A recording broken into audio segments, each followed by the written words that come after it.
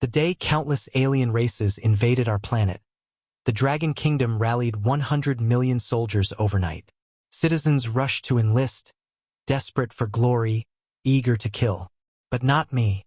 Instead of charging into the front lines, I quietly joined logistics as just another nameless soldier. Everyone laughed, mocked me for being a coward and for fearing death. Even my superior stared at me, baffled, demanding to know why I would retreat when war was at our doorstep that I didn't bother explaining. I simply walked away, because the truth would shatter them. None of that bravery would help save humanity. Little do everyone know I have awakened 5 legendary talents. The power to tame exotic beasts, elemental mastery over ice, fire, wind, and thunder. A demonic gift that grows stronger with every kill. A formation ability that can stack infinitely, and the command to summon endless undead legions. If I max out these talents, I alone could repel an army of 1,000,000 invaders. But if I rush onto the battlefield too soon, just like in my last life, I will end up as one of the 1,000,000 corpses on the battlefield. This time, I refuse to repeat that mistake. In the first year of the invasion, countless alien races ganged up on humanity, descending on our beautiful planet like it was a free-for-all. In the initial stages, even though humanity had awakened heroes fighting for us, we were not able to produce enough of them, and their combat strength lagged far behind the enemies. We were quickly cornered to the brink of annihilation. But by clinging to humanity's tried and tested weapons, I'm talking about bombs and nukes, we managed to construct 10 defensive forts, the last bastions of humanity struggling to fend off an invasion from 1,000 armies. After over a decade of bloody fighting, 2 of our forts have fallen, weakening our position even further. Now we have no choice but to fight to the death. Estimates show that, in all the years of war, the eastern stronghold alone has suffered over 1,000,000 military casualties. As for the civilian toll, nobody knows. Slowly but surely we are being drained. Food, water, shelter, even the firearms used to fight them are shrinking day by day. So we turned once again to those with special talents. Legions of these gifted individuals were formed in the hope of fighting back, reclaiming our homeland, and ensuring the survival of our species. But it is not enough. The legions must expand tremendously if we wish to have even a chance at survival, let alone victory. At that moment in Yun City, by the border, an officer stood on stage and spoke with fervor. Behind me is the list of comrades who fell in last month's battle. They were our brothers, sisters, and loved ones, true heroes of Karma City, and of the entire Dragon Kingdom. His voice carried through the crowd as he continued, "Now, as the war against the invading demonic races begins in earnest, our city has no retreat. The Eastern Alliance is gathering 1,000,000 ability users to strike back. What role should Karma City play? We must guard our homeland. We must defend our rivers and mountains." The crowd roared in unison. "Enlist! Sign us up! We want to fight, to tear apart the invaders, and protect our Dragon Kingdom." The enthusiasm was overwhelming, until one boy raised his hand with an unexpected request. He wished to remain behind and join logistics. The officer froze, stunned that anyone would choose such a path in this moment. The boy's classmates instantly lashed out at him, calling him trash. "Logistics is for the elderly, the sick, and women and children." They spat. The officer stepped forward, his voice sharp. "Our people are being slaughtered. You are young, strong, and talented, yet you choose to retreat? Is this how you repay the nation that nurtured you?" But the boy stood firm. "I'm sorry, sir. I have my own reasons." Jeers erupted around him. But before the crowd's anger could boil over, a grizzled veteran stepped forward, a general missing his left arm. His voice cut through the noise. "Enough. Young man, your choice is yours. Enlistment is not mandatory. Though I regret such talent won't be on the front lines, I respect your will. Take your form and go." Amid scorn and whispers, the boy left quietly. The next morning, the new recruits, escorted by tanks and warplanes, marched toward the battlefield with blazing determination. Meanwhile, Nan Ziying lingered in the background, letting out a faint sigh. His refusal to enlist had already gone viral online, yet he didn't answer the accusations. Yes, they were all brave, But he knew this battle was nothing less than a suicide mission. Even a million-strong army would be crushed by the overwhelming power of the numerous races. In his past life, he had charged ahead, becoming a brilliant commander through blood and fire. He had sacrificed himself to forge 5 powerful talents within his body. But before mastering them fully, humanity fell. Though he slew countless monsters, the supreme ruler of the numerous races struck him down.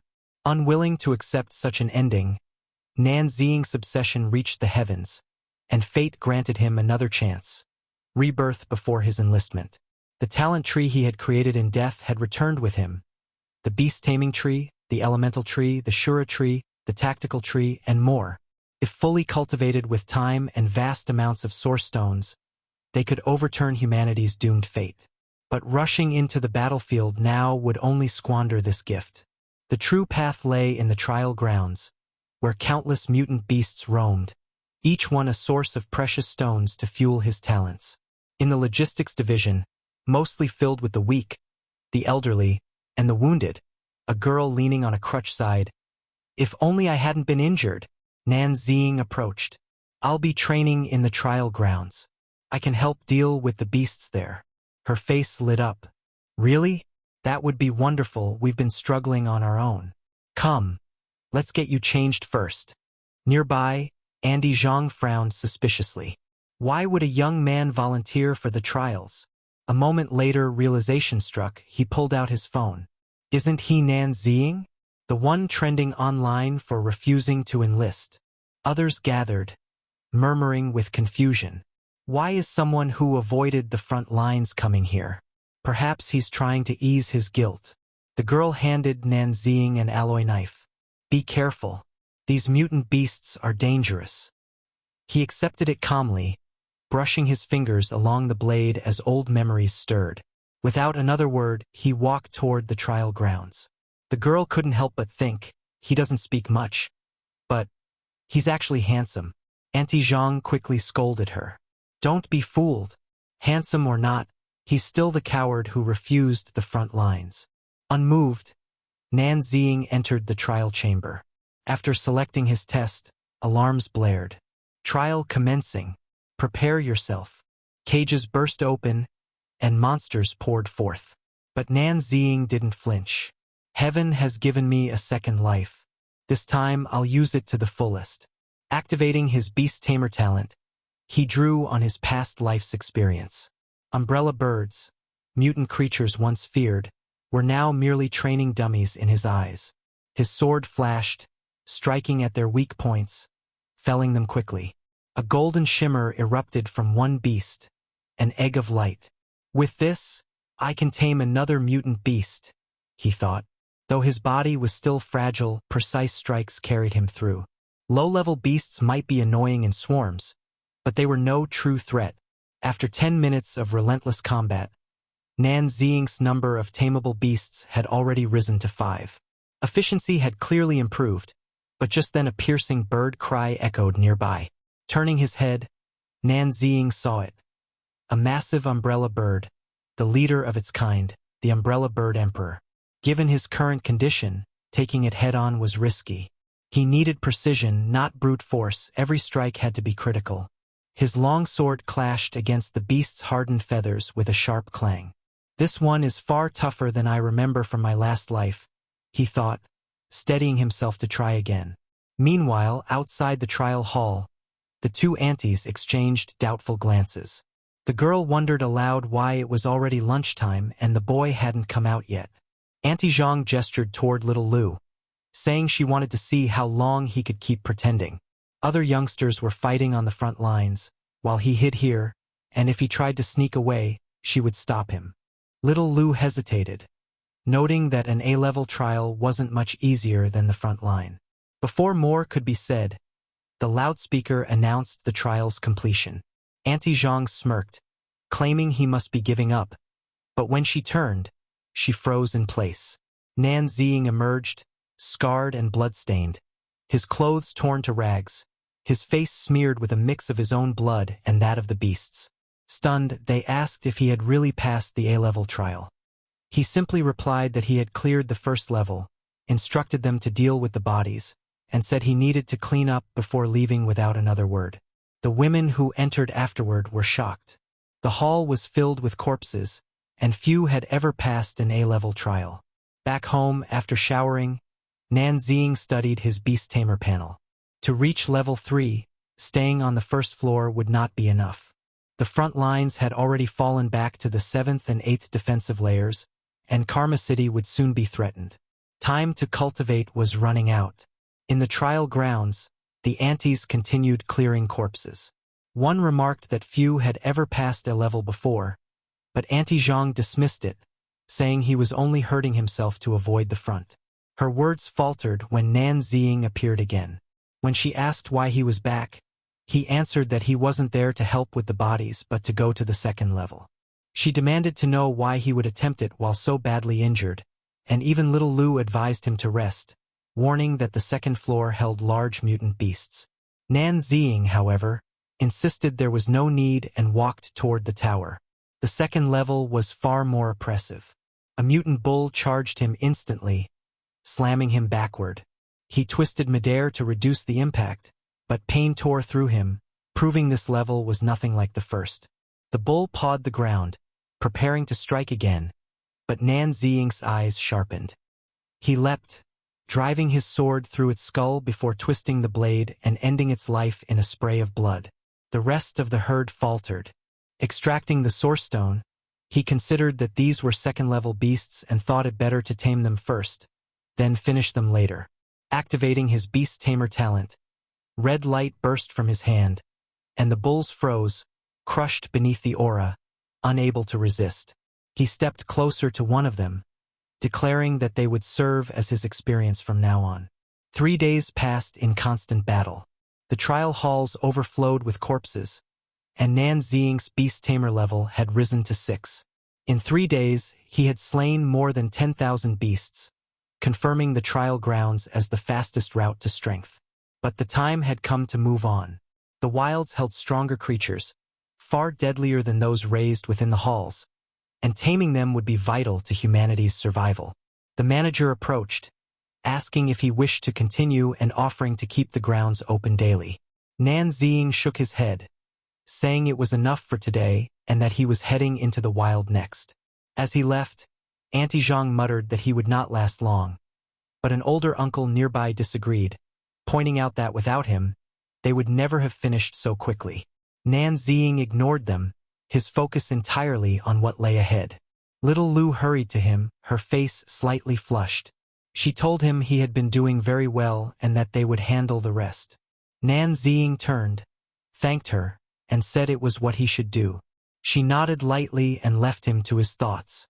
At that moment, a convoy rolled into Yun's city, carrying soldiers wounded from the front. Medics rushed them to hospitals. Nan Ziying frowned, realizing the situation was worse than he had thought. A woman suddenly pointed upward, and all eyes followed. 2 rockets streaked across the sky, heading toward the front lines. Nan Ziying immediately realized the situation at the front line was far worse than he had imagined. Otherwise, they would not have called for rear artillery support so quickly.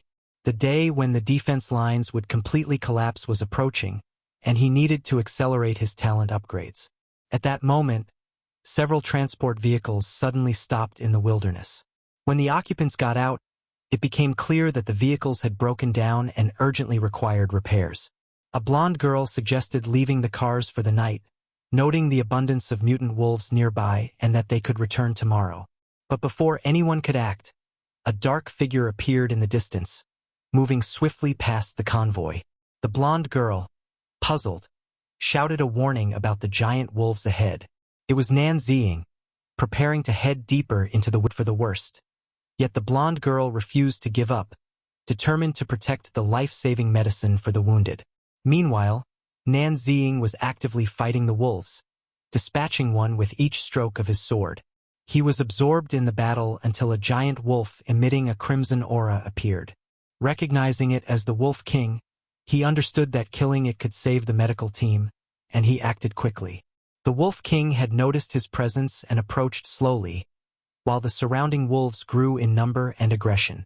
Nan Ziying activated his beast tamer talent, causing a giant tree to erupt from the ground, binding the mutant wolves. The Wolf King's empowerment allowed the pack to break free, but Nanzing adapted instantly, using his talent tree to lift himself into the air and leap directly above the Wolf King.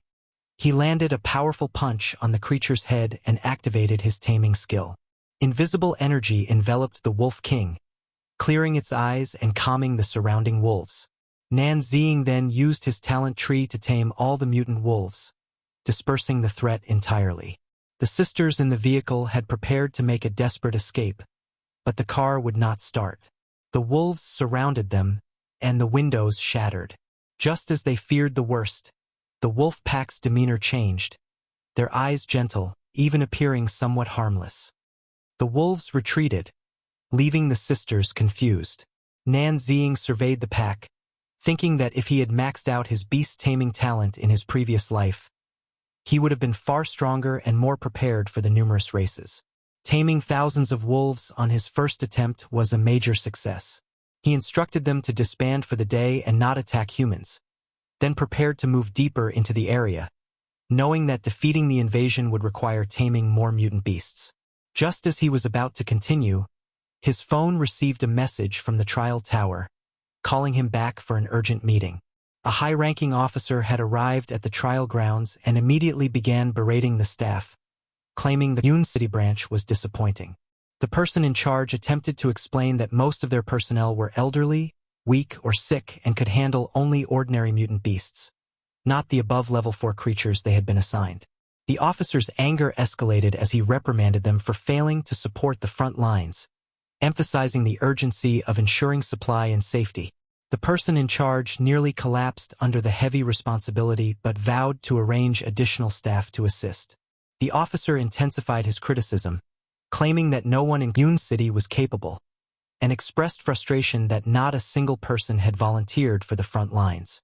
Little Lu attempted to defend them, noting that the high-grade exotic beasts assigned were beyond Yun City's capacity. The officer sneered, questioning whether she considered his demands unreasonable. Right? There isn't a single responsible person in your Yun City. The first one who refused to enlist and deserted was from here, the officer declared. Auntie Zhang's face flushed with anger. She retorted that he had no right to speak so arrogantly, reminding him that her husband and 3 sons had died on the front lines for the country.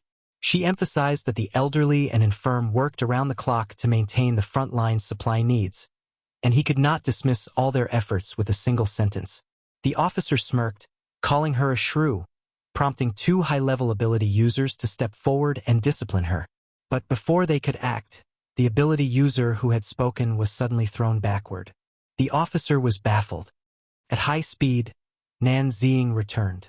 Auntie Li exclaimed in excitement at his arrival, while the person in charge recognized him and noted that he didn't seem as bad as the rumors suggested, having just knocked out a level 5 ability user with a single punch. The officer's tone shifted, questioning who he was and why the young people weren't fighting at the front. He raised his handgun, suspecting insurrection. Nanzing realized the man was Lin Yukai, who in his previous life had profited from war and was globally wanted, executed 12 years after the war began. Lin Yukai had trafficked essential supplies to the front, exploiting Yun City's processing speed of exotic beasts for profit.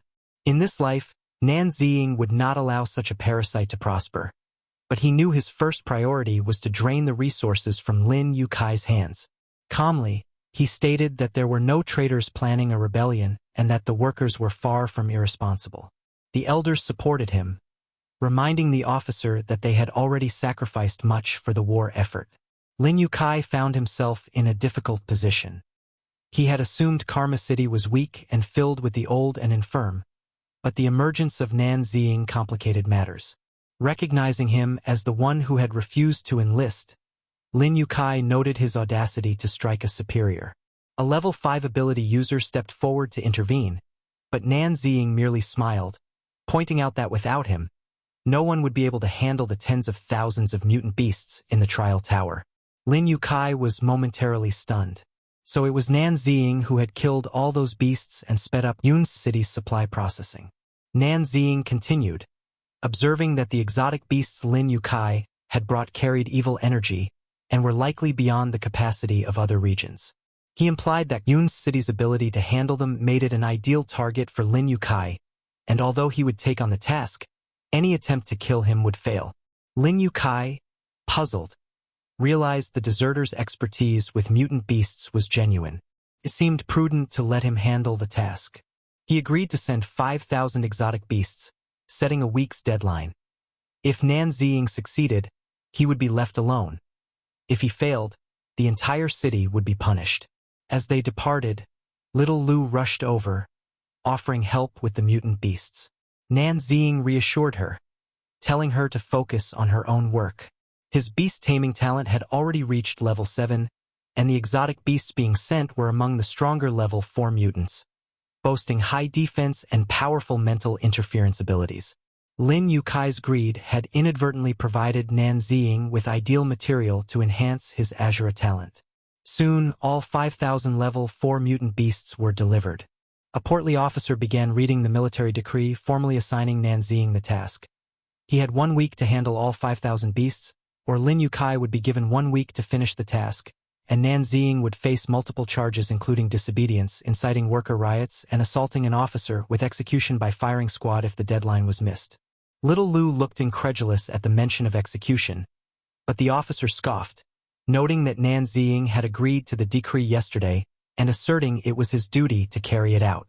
He even patted Nanziying on the shoulder, commenting that he would enjoy the process. Nanziying accepted the military decree casually, noting that the officer was merely a messenger and there was no reason for excessive talk. The bodyguard prepared to intervene, but the portly officer stopped him, saying there was no point arguing with a man about to die. As handling the beasts required releasing anesthetic smoke, everyone donned masks, and Nanziying walked toward the trial grounds without hesitation. The portly officer was puzzled. He had been tested with psychic abuse but wasn't a psychic, and even he could not endure prolonged contact with level 4 mutant beasts. Surely, he thought, Nanziying would go mad. Yet, Boss Len's suspicion that he was a deserter was just petty paranoia, wasting time and resources. When that kid dies, all this merchandise will still be mine. You know how to report this to the boss, right? Don't worry. I'll report everything that happens here accurately. Meanwhile, for Nanziying dealing with level 4 mutant beasts, even if his body was paralyzed, his mental strength was still abundant. Not only that, these mutant beasts could even manifest illusions, but for Nanziying, all this was futile. He jumped up from the ground, thinking to himself that these illusions were just illusions. As long as he couldn't be mentally controlled, they were nothing but immovable targets. To upgrade as a talent, he needed more evil energy. Nanziying continued, demanding that the beasts show their real skills or miss their chance.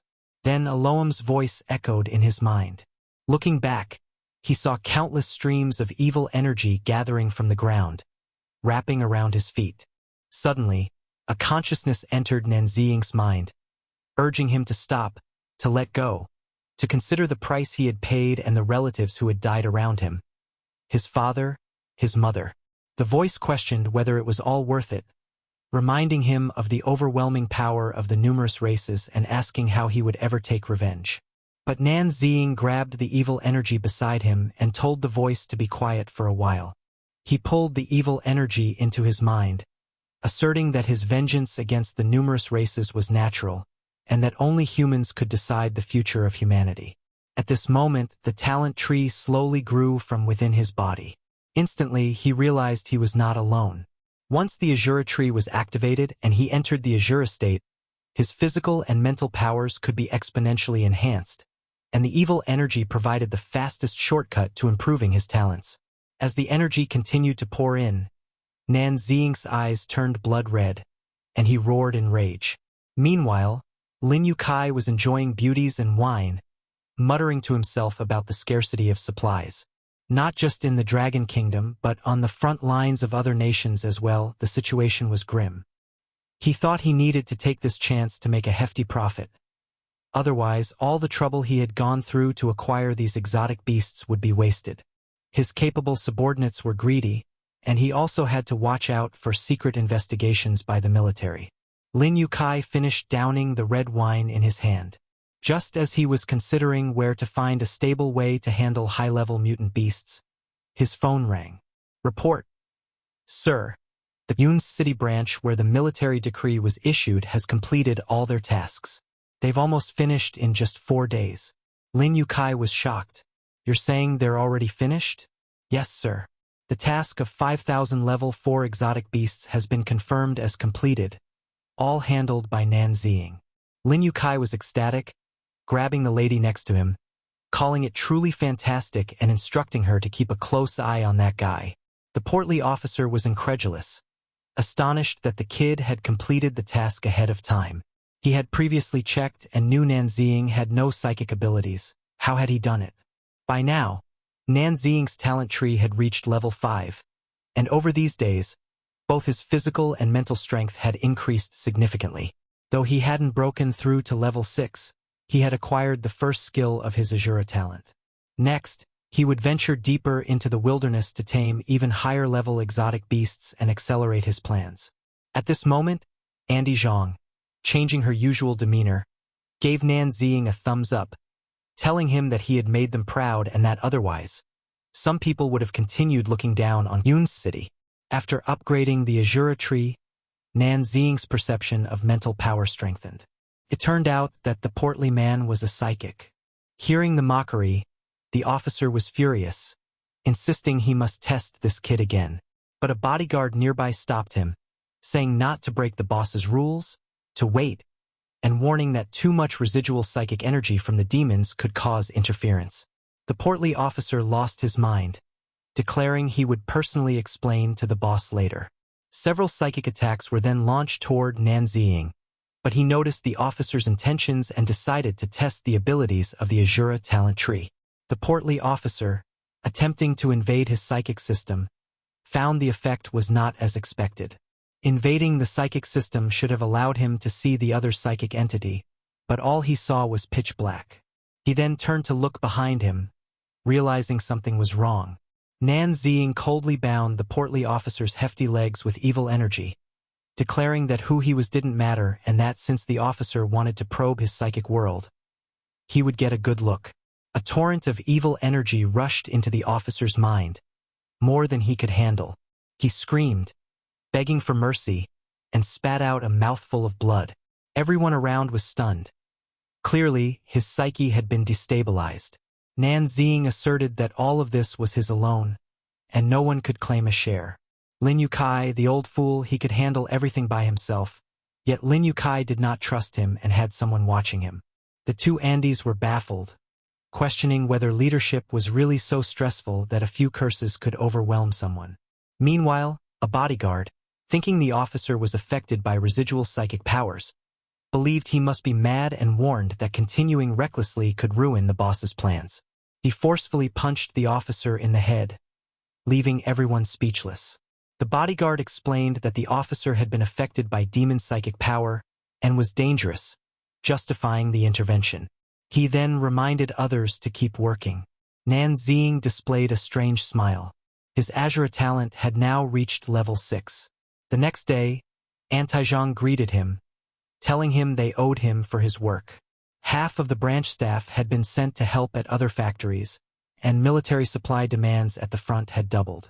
The 9th defense line had completely collapsed, and the battle situation was extremely dire. Level 6 was hoped to be sufficient for Nan Ziying to reach the top of the level. The level 7 ability user, Son of Thunder Punishment, had lost an arm and was barely alive, while the level 6 flame giant had died heroically. Nan Ziying hadn't expected the collapse to come so much earlier than in his previous life. The portly officer's death was officially attributed to psychic interference by demons, absolving Yun's City. Antizhang handed Nan Ziying the official appointment letter as head of the Yun's City branch of the Trial Tower. Nan Ziying looked bewildered, but Antizhang signaled that this was the recognition of everyone and that from now on, they would call him Station Head Nan.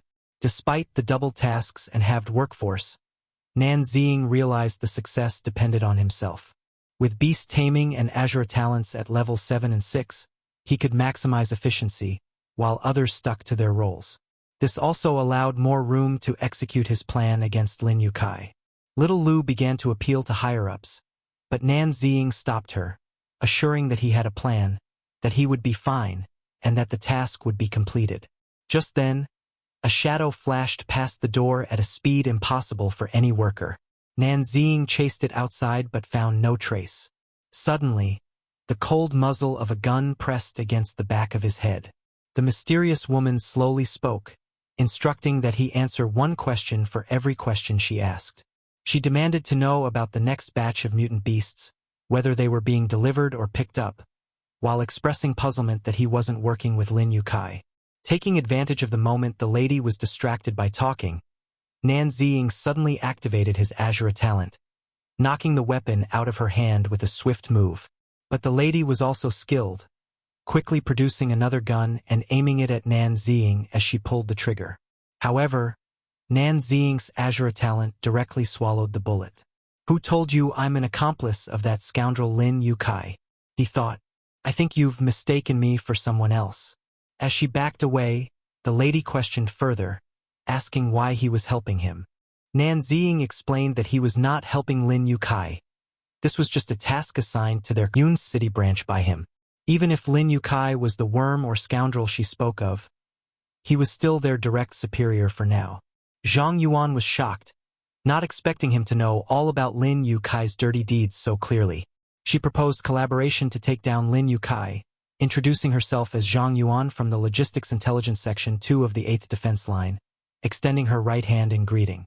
Nan Ziying softly refused. Seeing this, Zhang Yuan's expression instantly turned cold. "So you're choosing to aid a tyrant?" she said, questioning him. Nan Ziying directly denied it, explaining that Lin Yukai's fate had already been sealed, and it was neither the time to act nor to collaborate with her, because she did not understand the consequences of removing him. Zhang Yuan pondered for a long time but still did not understand his reasoning. Nan Ziying slowly elaborated. If one wants to remove Lin Yukai, there were two options: assassination or internal exposure. Assassination posed the risk of more than one person being involved, requiring elimination of all and careful consideration of whether one could bear the consequences of failure. Internal processing required evidence collection, which could take an indeterminate amount of time. With the war at a disadvantage, if news of corruption in rare supply lines leaked, it would likely be interpreted as internal strife, triggering unnecessary chain reactions and causing chaos among the rear forces. Everyone would then only look after themselves, leaving soldiers at the front unable to fight effectively. After hearing this analysis, Zhang Yuan finally understood the serious implications and asked what should be done. Nan Ziying told her to leave Lin Yukai to him. She looked at him doubtfully, questioning if he really intended to handle Lin Yukai alone, skeptical that a deserter could succeed. Nan Ziying responded by releasing his Asura aura again, reminding her that they had already sparred before, and suggested a few moves to test. Zhang Yuan immediately sensed terrifying energy fluctuations emanating from him, the aura now more than twice as strong as before. Recalling his previous actions, she realized that Nan Ziying had chosen to handle mutant beast corpses in the rear, hunting beasts all day and night, likely strengthening his abilities continuously. With this realization, everything made sense.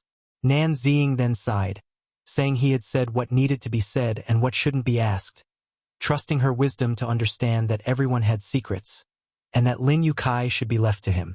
Nan Ziying then made a request that after dealing with Lin Yukai, she provide more beasts. Zhang Yuan was puzzled, asking how many mutant beasts he actually needed, questioning whether he intended to hide behind human lines and become a threat to humanity after growing stronger. Nan Ziying reassured her that even in death he remained part of the human camp, aiming to completely expel the numerous races, admitting that his current strength was insufficient. Having said almost all there was to say, he left, and Zhang Yuan watched his departing figure, musing on his enigmatic nature and deciding to trust him for now. 3 days later, a large batch of mutant beasts arrived, their level upgraded from 4 to 5. Auntie Zhang was unhappy, but Nan Ziying reassured everyone that they were fully capable of completing the task. Hearing this, Lin Yukai laughed, acknowledging Nan Ziying's decisiveness and capability, noting that he was kickback-free and that the troublemakers in the intelligence group had been quiet, while frontline soldiers faced increasing orders. He patted Nan Ziying on the shoulder, promising that he would not let him down. Nan Ziying did not respond but methodically assigned tasks. Everyone should handle their own responsibilities, sending the batch of beasts to the first level of the trial tower, and level 5 mutant beasts with containers to the second level, ensuring no mix-ups.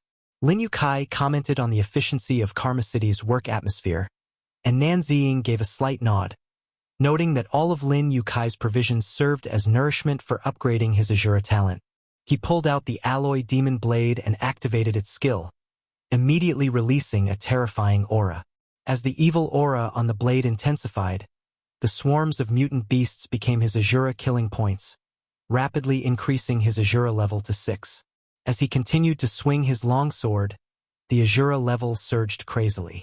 Meanwhile, on the front lines on March 20th at Eagle Land's 8th Defense Line, a brutal battle lasting hours resulted in 800,000 soldiers and 50,000 espers perishing, causing the line's collapse. Nan Ziying's Asura level continued to rise, and by March 22nd, the North Glacier defense line collapsed, with 600,000 frontline soldiers dying in battle. His level progressed with the Alloy Dragon Asura Dragonslayer skill, and by March 24th, the South Glacier encountered a slaughter race in which 500,000 soldiers died within an hour. On March 26th, France's 8th defense line and Kawasaki Nation's 8th line both collapsed entirely in just half an hour. By this time, Nan Ziying had trained his Asura tree skill to max level, roaring as he fully released evil energy. The red and white energy shot into the sky, and the appearance of his max level Asura form changed, surging with red evil energy, while surrounding red and black energy rushed into him. Level 5 mutant beasts snarled eagerly, but Nan Ziying raised his long sword, red and black energy surging wildly over the blade, instantly dismembering many beasts. With a slash, he left a deep pit 100 meters deep, demonstrating the geometric increase in strength from max-level Asura. Saying Asura state disengage, his body returned to normal. With many source stones available, it was now possible to upgrade his beast taming skills. Currently, only Dragon Kingdom, Rice Country, and Hare Country were still desperately holding on, and the Eastern Alliance had issued another recruitment call, lowering the age to 16. At this moment, Lin Yukai walked over with a satisfied look, telling Nan Ziying that his efficiency had improved again and asking if he needed anything. Nan Ziying slowly said 3 words, "I want you." The bodyguards nearby broke out in a cold sweat, and Nan Ziying slightly smiled, clarifying that he wanted Lin Yukai to bring back a batch of steel wolves tonight. Lin Yukai breathed a sigh of relief, complimenting Nan Ziying's nerve, and left it to him. But inwardly he worried that any trick would see Nan Ziying killed in minutes. Meanwhile, Nan Ziying planned to eliminate Lin Yukai while ordering the wolf cubs to lure all nearby wolf packs. Looking out over the wasteland filled with red wolf eyes, his beast tamer level also rose to 7, though the next upgrade required astronomical resources. 10 kilometers outside the city, 3 military vehicles drove into the heart of the wasteland, with Lin Yukai, who was out wolf hunting, on board. The driver reported that there was a pack of about 1,000 mutant wolves ahead. Lin Yukai immediately ordered the driver to charge through, aiming to transport the mutant wolves into the nano cages as quickly as possible. "We can finish earlier and get back to other business," he muttered, momentarily relieved. Soon, though, he noticed something strange outside. The driver peered ahead and broke into a cold sweat. "Sir, we're surrounded." The pack of wolves encircled the 3 vehicles, prompting the guard to shout that they were steel wolves, an entire pack. Clinging desperately to the window, Yukai screamed, asking how something like this could happen without any warning and urging the guard to have the teleporter send him somewhere safe. But that hope died almost instantly. The teleporter's limit was only a single kilometer, while the beast tide stretched for at least 10. Their only option was to push forward, punch through the wolves, and pray for an opening. Gritting his teeth, the guard shifted the car into gear and sped ahead, the wolves tearing after them. At a distance, Nan Ziying watched and recognized the perfect moment. He lifted his gaze toward the moon, as if confirming that it would aid him, then leaped into the air and landed ahead of the rushing convoy. "Let's tame a few wolves and wipe out these pests at once," he declared, channeling a surge of energy from his hands into the ground. His appearance began to shift as Xing activated his beast-taming ability. With a commanding shout of "Tame!" the power swept across the field, enveloping the creatures and bending them to the will of our protagonist. Inside the car, the guard noticed the wolf pack abruptly halt and muttered that there must be a beast tamer nearby. Yukai brightened instantly, hoping the man had come to protect them. But the guard reminded him that no beast tamer of such strength had ever been reported in Ya City. Even then, Yukai insisted it might be some hidden expert and that they should meet him. Perhaps he could be useful. Meanwhile, Xing remained planted in front of the 3 vehicles, having seized command over more than 100,000 steel wolves. The creatures raised their heads and howled, their glowing red eyes and razor-sharp teeth flashing while Xing gave his next command. "Tear this convoy apart. Leave no one alive." The wolves repositioned with frightening precision, triggering panic inside the car. "Sir, the beast tamer failed. We're surrounded," the guard cried. Yukai, realizing he might be right, immediately ordered everyone to unleash their full firepower. Soldiers from the other cars grabbed their weapons and opened fire, but the attacks did little. The wolves closed in relentlessly, one after another falling upon the men, flipping vehicles, smashing windows, and shaking the cars violently. The guard knew they couldn't stay there. If they wanted to teleport out, they had to act immediately. Activating his ability, he grabbed Yukai by the neck and pulled him out of the car just as a wolf lunged at them. A black and purple aura quickly wrapped around them, protecting them for the moment, but the wolf didn't stop advancing. With a roar, the guard shouted, "You beasts! Today you'll witness the strength of a level 5 Esper." Darkness expanded from his power as he commanded, "Teleport from Nano's cage." But before the attack even settled, more wolves surged toward them. Yukai trembled uncontrollably, repeating over and over that they were coming again. The guard could feel the strain. Nano's cage could hold only so much power. They couldn't keep this up. Teleport to the ancient city walls, he decided. The dark energy pulsed outward again, clearing the wolves from the area. But before they could take a breath, a voice spoke behind them. "I've been waiting. You took longer than I thought." Teeth clenched in fear, the guard turned and demanded to know who he was. The figure removed his mask, revealing Nanxing. Yukai stared in confusion, asking if he was the beast tamer and whether he intended to kill them. With a transformed expression and a sinister smile, he answered with a single word, "Bingo!" Terrified, Yukai's anger trembled through his voice as he threatened that if Nanxing dared lay a hand on him, not only he but his entire family would suffer terribly. Nanxing simply believed him and stepped past the guard, replying, "Too bad you won't get the chance." He seized Yukai by the throat, cutting off his breath as the old man tried to call for help. The guard raised his hands again, purple aura flaring as he attempted another teleport. But Nanxing surged with crimson energy, activating Asura Dragon Hunter. The technique condensed killing intent into a dragon-like force capable of manipulating lower mental and spatial abilities. Their clash exploded visibly across the field as the guard shouted in disbelief, demanding to know how teleportation could be blocked and whether Nanxing was a high-level Esper. Before the thought even settled, Nanxing yanked him forward by the neck and struck him hard in the face, instantly silencing him. With the guard incapacitated and nowhere left to run, Yukai could only beg for mercy. But the reply he received was calm and final. "Sorry." Nanxing's hand extended, hurling Yukai straight into the pack of wolves. The beasts tore him apart in seconds, leaving behind only one unanswered question. Why would a deserter like Nanxing do this? But there was no one left to hear the answer. Under the full moon, his appearance still altered by the Asura ability, Nanxing simply watched the wolves feast before turning away from the old man's gruesome end. Meanwhile, at the Super Abilities Research Bureau, strong winds battered the buildings. A woman was finishing her shower when she sensed the surge of a powerful Esper from the direction of Ye City once more. She was Su Lang, a level 5 Esper, and she knew now that her earlier suspicion hadn't been an illusion. An extraordinary esper had truly appeared in Ye. Grabbing a towel and wrapping it around herself, she said urgently, "I need to report this to the Super Abilities Research Bureau right away." After everything had finally settled, our protagonist spoke calmly, telling the wolves there was no longer anything to fear and that they could leave. The massive steel beasts reacted with pure joy, padding up to him like excited pups, licking at him in affection.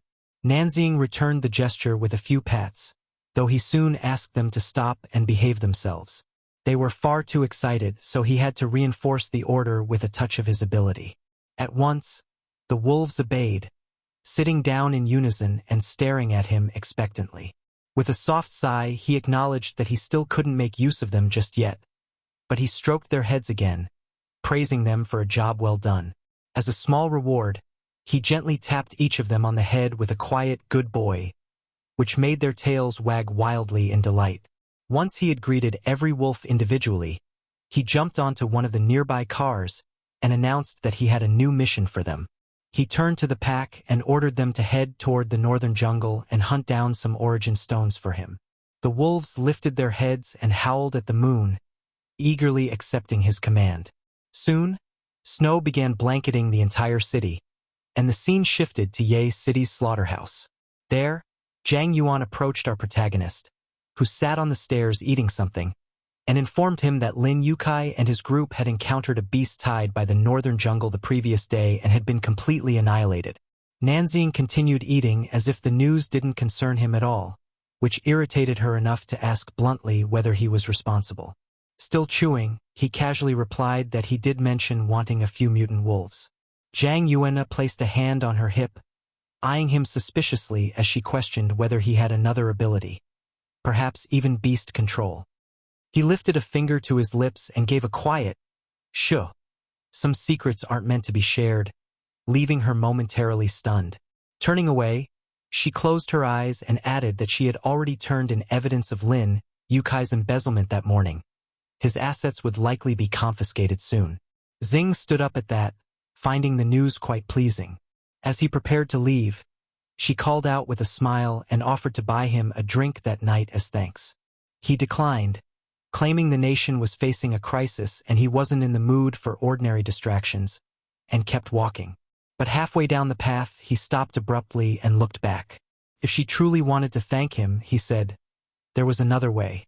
Her face immediately flushed with embarrassment, yet she still asked what he meant. With a nod, he proposed turning the slaughterhouse into the largest one in Y City, capable of receiving 10 to 100 times more mutant animals than the others. It wouldn't be difficult for her to arrange. Given the severe shortage of frontline supplies, her superiors would welcome the idea, and he could count on her support afterward. The next day, inside Workshop 4, Xing stood before dozens of mutant beasts. The area looked almost flooded.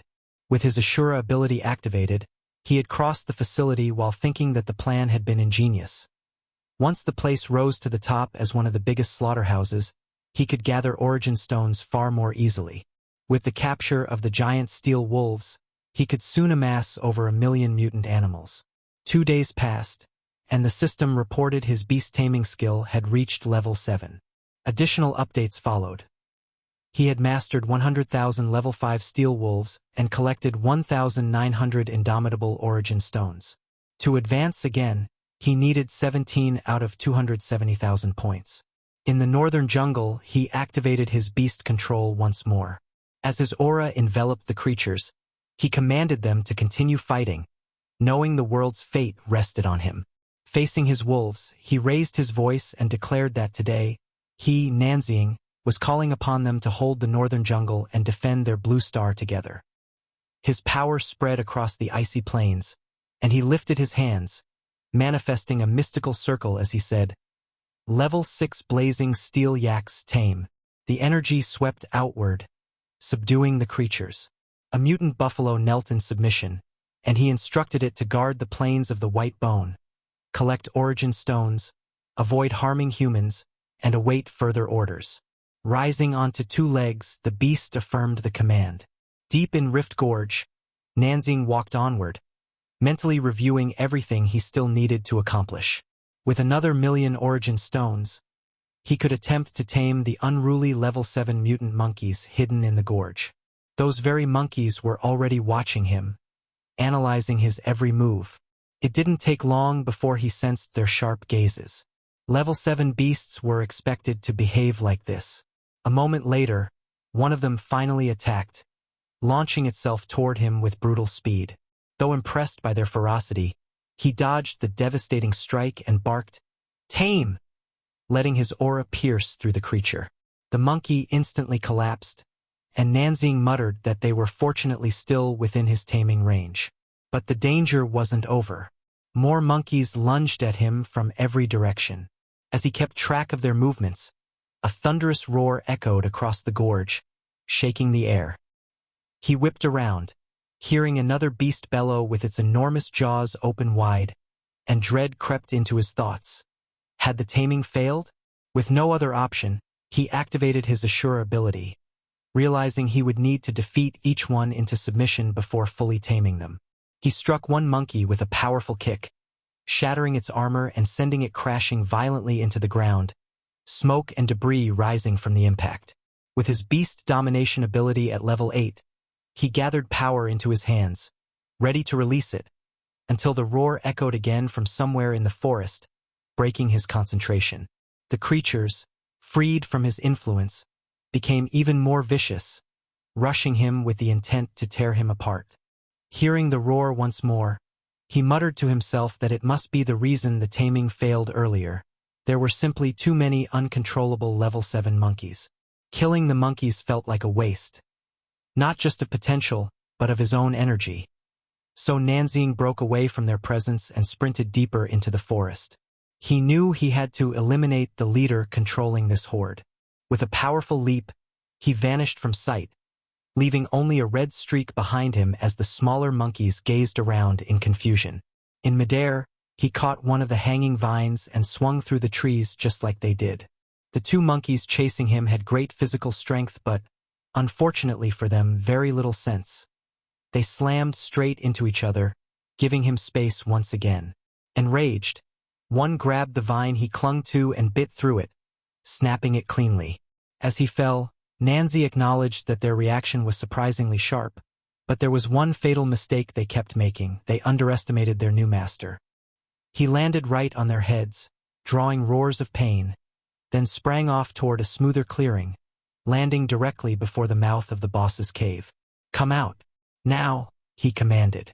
When the towering figure finally stepped forward, he stated calmly that it was time for a change in leadership. As the massive creature lumbered out, Nanzing realized just how immense the Monkey King truly was. "Overwhelming pressure," he muttered. "If not for my Asura ability, I'd be on my knees already. This beast must have been at least level 9, maybe even higher." The Monkey King lunged with startling speed, and unable to dodge fully, Nanzing found himself caught as the creature opened its drooling maw to devour him. But he drew his weapon and declared, "Oh, you want a bite? Too bad. I don't go down that easily." He slashed at its hand, forcing it to release him, and he plummeted toward the ground. Landing hard, he immediately leaped aside as the creature's giant hand slammed into the dirt. The Monkey King wasn't willing to let him escape so easily. It chased him relentlessly, its enraged growl shaking the entire gorge. A blue aura wrapped around its hulking body as it landed close to where Nanzing struggled to his feet. The beast roared again, calling him out. He dusted off his clothes and snorted, "Oh, you think I'm stupid? Looks like I need to show you who really runs things here." That was when he activated his Asura, Hell on Earth mode. The energy surged through him in a violent crimson storm as he shed his tattered clothes, revealing his full power. The wind spiraled around him, merging with his raging aura. Meanwhile, at the Paranormal Investigation and Monitoring Agency, someone asked Su Lang whether she was certain of the strange sensation she had felt earlier. The woman peered through a massive telescope while her colleague grumbled that it was past 3 in the morning and she was tired of these all-nighters. Su Lang insisted that the terrifying killing intent she sensed before couldn't be mistaken. The higher-ups had specifically instructed them to keep a close watch on Ye City these days. With irritation, she snapped at the girl to stop calling her older sister. They were the same age, and the only difference was development. The girl folded her arms and retorted that she was being polite by not calling her auntie. Su Lang wanted to fire back, but something caught her eye. She turned sharply toward the telescope and warned that something was approaching from the southwest, near Rift Gorge. Chun Kir, a level 5 aura perception esper, prepared immediately. She closed her eyes and concentrated as particles swirled around her hands. The universe is infinite, birthing all things, to observe, to uncover, to trace time. When she opened her eyes, her pupils had vanished, replaced by yin-yang symbols wrapped in black energy. Through them, she witnessed someone invoking the Hell on Earth technique. The earth splitting, red aura bursting skyward, and a figure descending into the heart of that inferno. There stood Nanxing, clashing with the monstrous Monkey King. His expression twisted into a fierce smile, eyes glowing red, veins bulging along his forehead, teeth sharpened into something inhuman. The sight was so terrifying that Chun Kir's perception shattered, and she collapsed to the floor. Su Lang rushed to her side, demanding to know what she had seen. Trembling, tears spilling down her cheeks, the girl whispered, He's an Asura demon. Back in the gorge, Nanxing was fully transformed. His entire form radiated a blazing crimson aura, his eyes glowing with an unnatural hue. Staring down the Monkey King, he asked coldly, Had enough? The beast sat frozen among the rubble, the smoke thickening the tension. Placing his sword into the ground, Nanxing added, If not, stand up and fight. Just don't expect mercy. The Monkey King tilted his head, blood-tinged saliva dripping as he slowly rose. Nanxing sensed the last flicker of fighting spirit, and it would be a shame for such a creature to die without using it all. So he made an unexpected offer. How about joining my ranks? Let's face these 10,000 races together. The Monkey King stared at him silently, sizing up the fearless young challenger who dared to propose such a thing. Before Nanxing could guess its decision, the creature clenched its fist and launched a punch straight at him. But the strike halted just inches away. A moment later, Nanxing smiled and said, Good boy, sealing their new pact. He extinguished his Asura mode and returned to his usual form, sheathing his sword. Facing the countless baboons gathered around them, he announced that from this day forward, they would all serve under the authority of the Monkey King. They were to defend Rift Canyon, collect origin stones, and never harm humans or attack the cities. Standing before their newly recognized leader, he solidified the agreement with a final command, Stay ready for further orders. As the crimson light faded and the wind roared through the gorge, the system notified him of his achievement. Beast Tamer level 8 reached. His new army formation was displayed. 50,000 giant steel wolves in the northern forest, 500,000 blazing steel yaks on the White Bone Plains, and 1 million wild monkeys in Rift Canyon. This was the force he had been preparing. Back at the Paranormal Monitoring and Investigation Agency, Su Lang lay on the sofa, deep in thought, before murmuring that she had sensed yet another powerful energy signature last night, one completely different from the previous one. But unfortunately, the girl cut in, finishing the thought. Unfortunately, I can only use my rewind ability once every 24 hours, and only for 3 seconds. Su stared at her with a "Are you talking nonsense" look and replied that it wasn't what she meant at all. She was simply wondering whether those two powerful energy signatures could actually belong to the same person. The girl's eyes widened in disbelief. Was that really possible? They had monitored Eastern Espers for years, and many top 10 spots remained empty because some mysterious families never revealed their abilities. Yet this Asher showed up and instantly secured at least the 10th position, an absurd level of individual strength. Su pressed her hand against her forehead and leaned back on the sofa, admitting she might just be overthinking it. They decided to release the rankings. The announcement listed positions 1 through 9 as usual, and then the 10th was given to a mysterious, black-clad man with an unknown ability.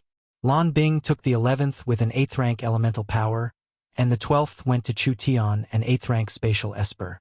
The next day, a post spread online claiming that a shadowy figure had appeared in the Rift Canyon of Ye City. With overwhelming destructive strength, he had earned the 10th spot in the Eastern Alliance rankings. Meanwhile, Xiali handed the young man a towel and reminded him that his phone hadn't stopped ringing. After wiping his face, he checked it and found breaking news. Several countries and the 8th defense line had fallen. To protect their land, the Eastern Alliance was recalling veterans to reinforce the 5th line.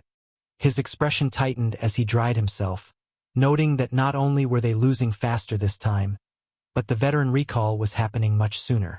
Suddenly, his phone chimed. It was a message from his father. "Brat, if you're free tonight, come home for dinner. Your mother and sister miss you." Neither of them had expected this moment, yet our protagonist had come from somewhere after all. Elsewhere, an older man wearing an apron was cooking while apologizing to the reporter waiting in his living room. His family was coming home for dinner, he explained, so he had to prepare a proper meal. She was welcome to join them if she didn't mind something simple. The reporter, Fang Shan, said he was very kind, and that she only needed a quick interview about the veteran recall. Removing his apron, he invited her to begin. She asked to record and then started. "Mr. Nan Zhang Zan, we heard you signed up for the recall immediately. What went through your mind?" His face hardened as he answered that it was simply his duty. The reporter smiled knowingly and shifted to the topic she clearly had prepared. She mentioned his son, Nanxing, who had become infamous for refusing to enlist when he reached the required age. What was his opinion on that? Mr. Nan paused, fully aware of where she was trying to lead things. His expression stayed stern, but the moment was interrupted as his family walked into the room. His wife greeted him excitedly, saying she had just picked up Xiaoying and Shaosan at the neighborhood entrance. But when she noticed the interview, her cheeks turned bright red with embarrassment. Mr. Nan welcomed her warmly and asked everyone to sit, promising to join them once he finished. Turning back to the reporter, he gestured proudly toward his family, explaining that they rarely had the chance to all be together. His wife, Qinyuame, volunteered regularly. His daughter Nan Zishan was a medical esper. Then he looked at his son seated at the table and said that although the boy hadn't gone to the front lines, he worked tirelessly in the slaughterhouse, supporting frontline supplies. In his eyes, his son was a good kid, and as long as he didn't break ethical principles, he supported him fully. The reporter hadn't expected that answer, and embarrassment flickered across her face. His son chuckled softly, calling him an old fool. Still dissatisfied, the reporter abruptly turned toward Nanxing and raised her voice, shouting that the Eastern Alliance's 8th defense line had collapsed and many of his peers had died. Didn't he have anything to say about that? Seeing her yell at his son, Mr. Nan snapped. He told her to stop pressuring him, reminding her that anyone who speaks freely must be ready to hear what they don't want. Growing firmer by the second, he added that although he had been assigned to the 6th defense line upon recall, he voluntarily asked to serve on the 7th. Wasn't that enough? His son might not be fighting up front, but killing mutant beasts for supplies was just as dangerous. The city poured everything into supporting the front line. Wasn't that a contribution? Yet the media ignored such facts and focused on shaming those who remained behind. Nan Zishan stepped in, declaring that if it still wasn't enough, she had just applied to serve as a medical volunteer on the 7th line. That surprised the reporter, but the biggest shock came when their mother stated that if even that weren't sufficient, she would go in her son's place. Silence swallowed the room. Everyone stared at her while the protagonist struggled to keep himself from reacting too strongly. Finally, Mr. Nan apologized for the trouble and, to their astonishment, ordered the reporter and cameraman to leave. Shaking with emotion as the weight of everything sank in, the protagonist slammed his fist on the table and declared that if his entire family was going, then he would go with them. He rose to his feet, leaving everyone startled and uneasy. His mother asked where he was going so late, but his dark expression made it obvious how troubled he felt. He told them to start eating without him, mentioning something had happened at the slaughterhouse. Even then, his mother pressed him, wondering what could be so urgent that it couldn't wait until dinner. His father, head lowered and clearly saddened, simply muttered that they should let him go since he had his own duties and they had already seen enough. The protagonist lingered at the doorway, listening quietly to his father's words before finally stepping out. The submerged primordial forest ahead was pitch black.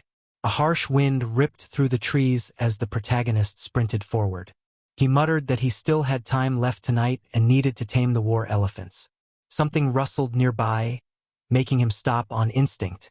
He glanced toward the trees, sensing eyes studying him from the shadows, then shouted that he knew someone was there and to come out.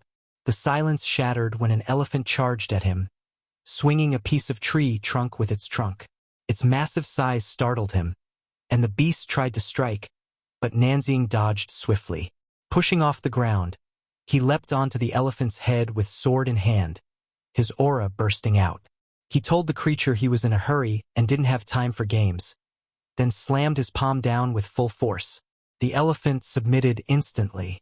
Its eyes flushed with Nanzi's red glow as he ordered it to warn the others that any disobedience would be punished with immediate execution.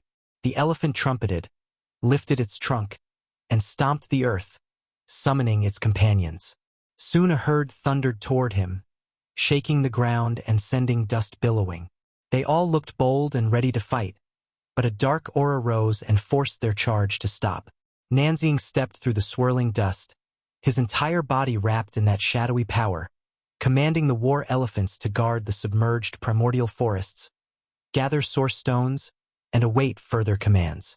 Facing the herd, he watched them submit without hesitation, following their new tamer completely.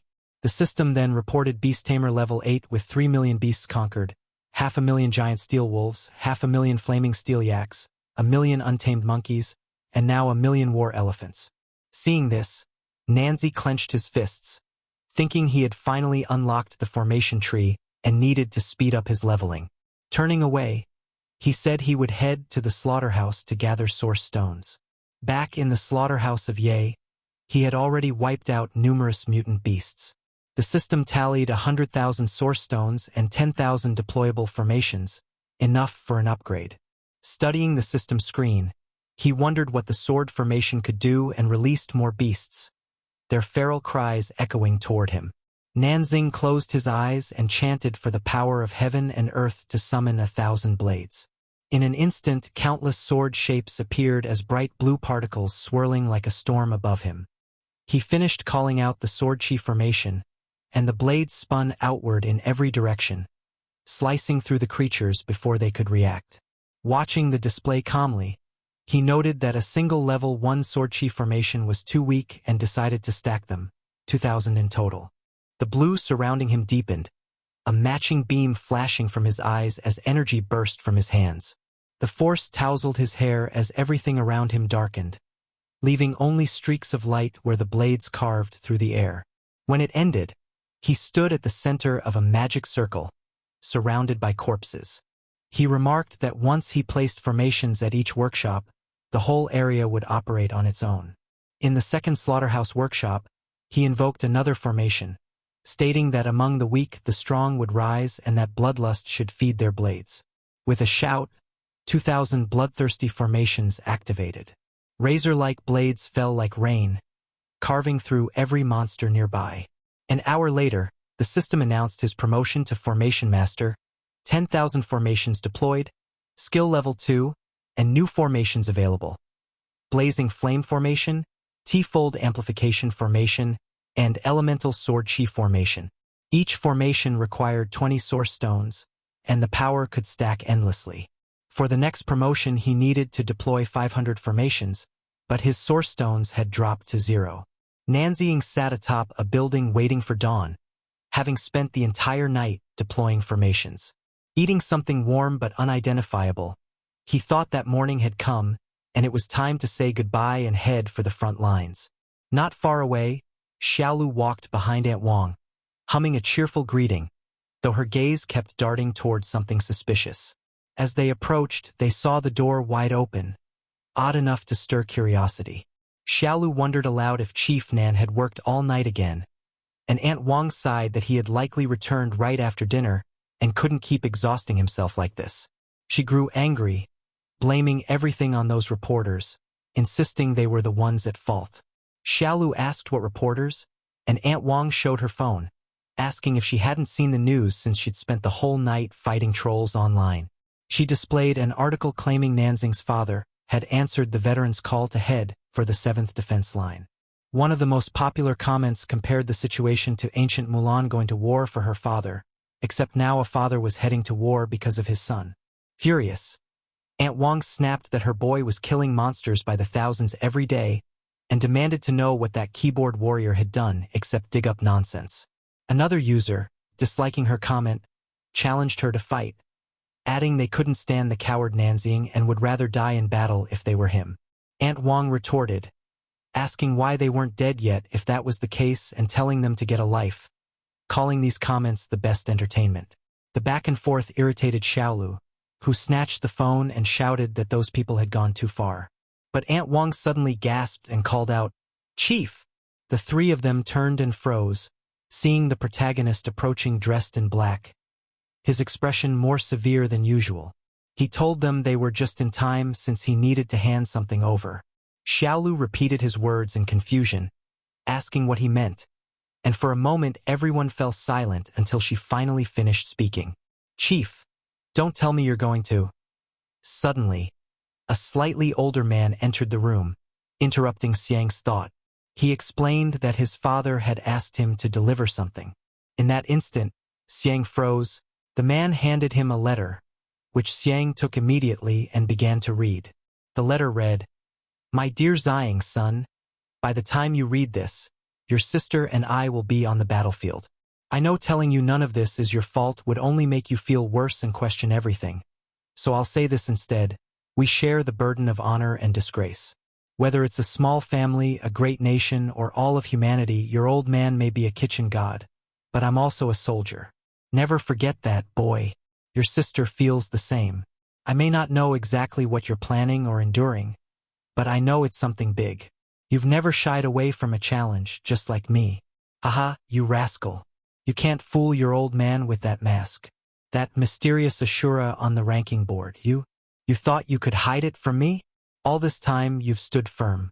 Don't let us be the ones to break you now. Don't listen to the whispers. Most people are full of contradictions anyway. Remember, boy, a rising tide lifts all boats. A falling tide sinks all ships. You're doing something important, Xing. Don't let them make you think otherwise. Oh, and take care of your mother for me. She's still in the city. With love and respect, Nan Shanchong." Xiang almost crumpled the paper, overwhelmed by the weight of his family's support. He remained silent, absorbing the letter's meaning. Xiaolu, sensing his tension, told him not to stress too much, and the woman beside him echoed the sentiment.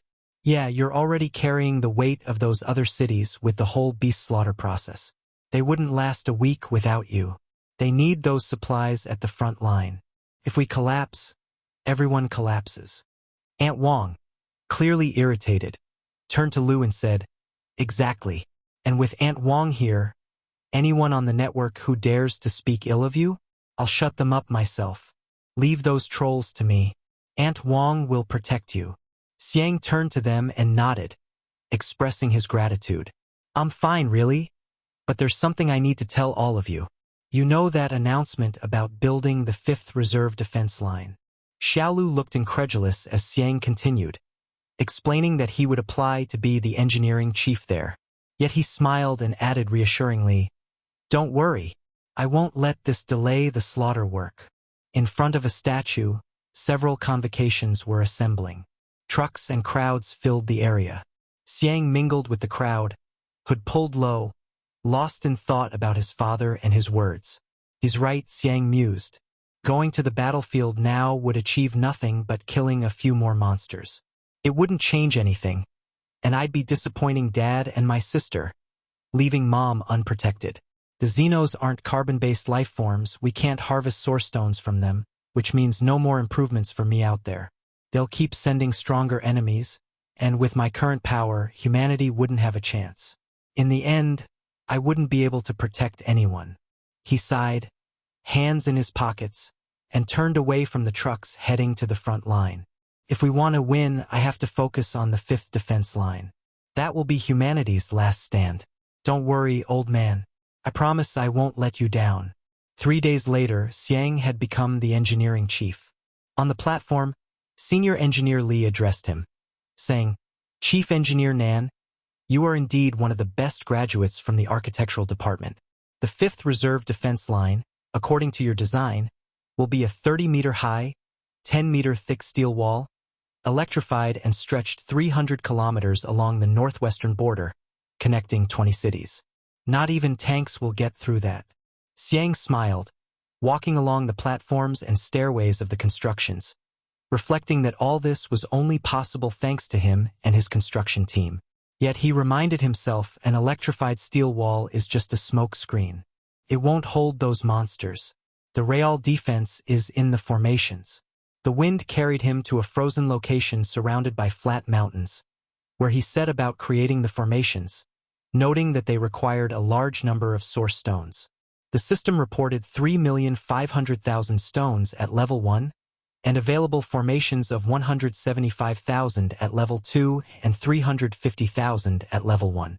The area between Y City and the 5th defense line was uninhabited, perfect for his plans. Xiang opened his hand, conjuring a red sphere. By the fury of heaven and earth, by the power of the sun, blazing flame formation, 50,000 formations per kilometer, unlock. Bands of lights appeared, forming red magic circles on the ground. By the light of the sun and moon, by the duality of creation and destruction, elemental sword chi formation, 50,000 formations per kilometer, unlock. With eyes closed and red aura circulating through him, Xiang commanded, "Stack 50,000 blazing flame formations per kilometer. Stack 50,000 elemental sword chi formations per kilometer." The system reported over 500 formations unlocked. Skill level has risen to 3. New formations available: Earth Spike, Frost, Amplification. Each formation unlocked costs 30 source stones and can be stacked indefinitely. Observing the system, Xiang reflected aloud, 10 kilometers of layered level 2 stacked formations should delay any low-level Xeno. There was no reason to waste source stones on level 3 formations here and slow down his evolution. It was better to save them for the second layer. Tonight, I'll finish the first ring of defense formations around Y City, 35 kilometers packed with 125,000 stacked level 2 formations, he reminded himself. The next morning at the construction site, Senior Engineer Li rushed towards Xiang in a panic. Clearly distressed, he shoved his phone toward him, displaying a heated news headline. Trending news: the newly initiated 5th Reserve Defensive Line in Y City has proven ineffective on the western battlefield. Commentary: Nanxiang is wasting time and resources. Shut it down before it's too late. The best defense is a good offense. We're marching to City Hall. Let's tear this thing down. With a desperate look, Mr. Li exclaimed that the public was spiraling into chaos. But Xiang calmly placed a hand on the old man's arm and said, "Relax. Keep the construction going exactly as planned. I'll come up with an improvement strategy." He then looked over the site, deep in thought. This defensive line was never meant to be the real wall. It was supposed to mislead the Xenos, making them lower their guard before hitting the true formations. Watching the workers, he wondered, besides fooling the enemy, how can I make this line more practical? His eyes suddenly lit up. Without warning, he snatched Mr. Li's clipboard, startling him, and began scribbling quickly. "My elemental command rune isn't unlocked yet," he muttered. "But that doesn't mean I can't set the stage for it." Turning to the old engineer, he said, "Engineer Li, I need 2 trenches along the entire electrified wall. One in front and one behind. Fill the front trench with water. Fill the back trench with crude oil." He handed the clipboard back. "Wait, are you saying?" Li stammered. Xiang smirked, already picturing the scene. "You got it. When those Xenos arrive, we'll hit them with everything. First we electrify the wall, the water becomes a giant high-voltage trap. And once they break through, we ignite the oil. We're going to fry those bastards." The old man's horrified grin spread slowly as he realized it was brilliant. "I'll take this to City Hall immediately," he said, hurrying up the exit stairs and leaving Xiang alone. Xiang exhaled, still thinking. Once I unlock the elemental command rune, this defensive line will get a lot more interesting. He recalled the beasts he had recently taken down and the surge of domination he'd absorbed. I've gathered enough for a level jump, he told himself. I'm at level 4 now. Before long, he returned to the training grounds, reflecting that the cities of Kan, Q, and Gon now possessed a fortified line stretching 45 miles with 375 stacked level 2 formations. Placing his hand on the ground, he considered that the next upgrade might take a while, until a sudden noise snapped his attention upward. Birds scattered in panic across the sky. Wait, that aura? A powerful Xeno? He murmured, startled. But what stunned him even more was the intense human aura mixed with it. He leapt from the flat formation he was standing on, fearing the worst. A chill ran through him. The Xenos are trying to assassinate one of ours. In the hidden Chu clan, deep in the snowy mountains surrounding their ancient castle, a cloud of dust erupted. The clan patriarch, Chu Chong-seong, an elderly man with a long white beard, stared at the figure emerging. Xing, why have you left isolation 2 years early? You were meant to remain secluded for 12 years after the invasion. I felt it, master, replied Chu Xinghai, the young prodigy stepping out from the dust. His brown hair fluttered lightly against his green traditional robes. A powerful aura from the northwest border. It resonated with me and triggered my breakthrough, so I had to emerge. The northwest border? Chong Xiang frowned. That region has barely any spiritual energy. How could? That is exactly why it matters, Shingi said. Master, I have decided to investigate personally. He turned to the old man, who watched him with deep worry. But Shingi, the rumors say Xeno patrols are hunting ancient prodigies. It's too dangerous, the patriarch warned. Floating into the air, the young cultivator simply replied, in this apocalyptic age, danger is unavoidable. Flight domain. If I can receive even a sliver of guidance from such an expert, the journey is worth any risk. An hour later, Shingi flew above the clouds, spotting glowing red markers on the ground. These formations, incredible. Were they truly made by one person? I've never heard of anyone with such mastery. Perhaps the greatest formation masters really did hide themselves in the northwest. Suddenly, a presence jolted his senses. A winged, blade-covered creature surged toward him, its silhouette framed by the moonlight. Xeno, Iron Destroyer, Unit 3578, he muttered. It was a monstrous fusion of weapons, armor, and metal limbs. A Xeno! He twisted aside as its attack nearly split him in half. Landing on the ground, he sensed another creature behind him. A hulking mass with a grotesque tongue and writhing tentacles. Each aura, an elite, he realized. I've barely stepped out of isolation, and they're already on me. They've been monitoring our ancient clans for ages. The second mutant, Xeno, Rotting Colossus, Unit 1324, locked onto him.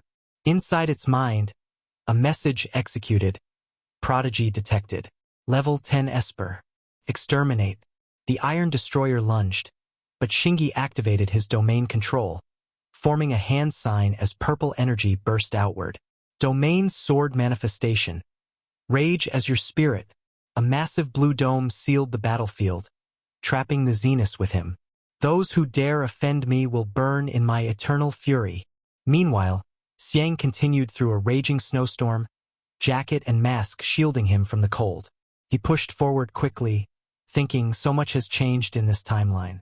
The defenses are falling faster, my father is already on the 7th line, and if everything's shifting like this, even the prodigies might appear differently. In the last timeline, the ancient human prodigies didn't reveal themselves until the 12th year of the invasion. They united humanity and rekindled hope when all was lost. Their combined power bought us 8 more years of war. We fought to the bitter end, but the Xenos still annihilated us in the 20th year. I know for certain that the Xenos sent their best assassins to Earth last year, Xiang thought, his expression grim. They've been lurking, searching for the prodigies, waiting to strike before they could become a threat. This world needed his plans, but it also needed the prodigies. He would not allow them to fall prematurely. The battle raged on. The Iron Destroyer unfurled its blade-like wings. The rotting Colossus, relying on sheer brute strength, charged directly at Shingi. Receiving the attacks head-on, Shingi gritted his teeth, blood spattering from his mouth as some damage bypassed his defenses. "Damn! Fighting two elite Xenos at once is wearing me down," he muttered. The creatures advanced in unison. A powerful punch from the Colossus sent Shingi flying, cracking the earth beneath him. Coughing up blood, he muttered, "Could it be that Chu Shingi, just emerged into the world, is destined to meet his end here?" Kneeling and facing the monsters, he bit his finger, preparing a final spell. "No! Even if I die here, I'll take at least one of you with me." Before he could finish, a voice shouted, "Look out!" Xing appeared, scooping Shingi into his arms and retreating swiftly. "You are the powerful senior I sensed," Shingi said, leaning against a tree, still observing the battle. Xiang's crimson eyes glowed as he assessed the monsters. "Are you all right? Can you still fight?" he asked. Shingi steadied himself, gripping the tree. "With your help I can," he replied. Xiang turned toward the beasts. "Then let's do this. I'll take the Iron Destroyer. You provide long-range support and keep the rotting Colossus occupied. They're both elite assassins. Stay alert." He launched himself at the destroyer while Shingi moved to the left. "Understood, Senior," the boy confirmed. In the Xeno's mind, a command executed. Unknown level detected. Esper. Exterminate. Xiang approached with his hands glowing red, merging with the active energy surrounding him. "It's been a long time, Iron Destroyer. Perfect timing to use you in my formation," he thought. "Level 3 Twisted Earth Spine Formation. Activate," he declared.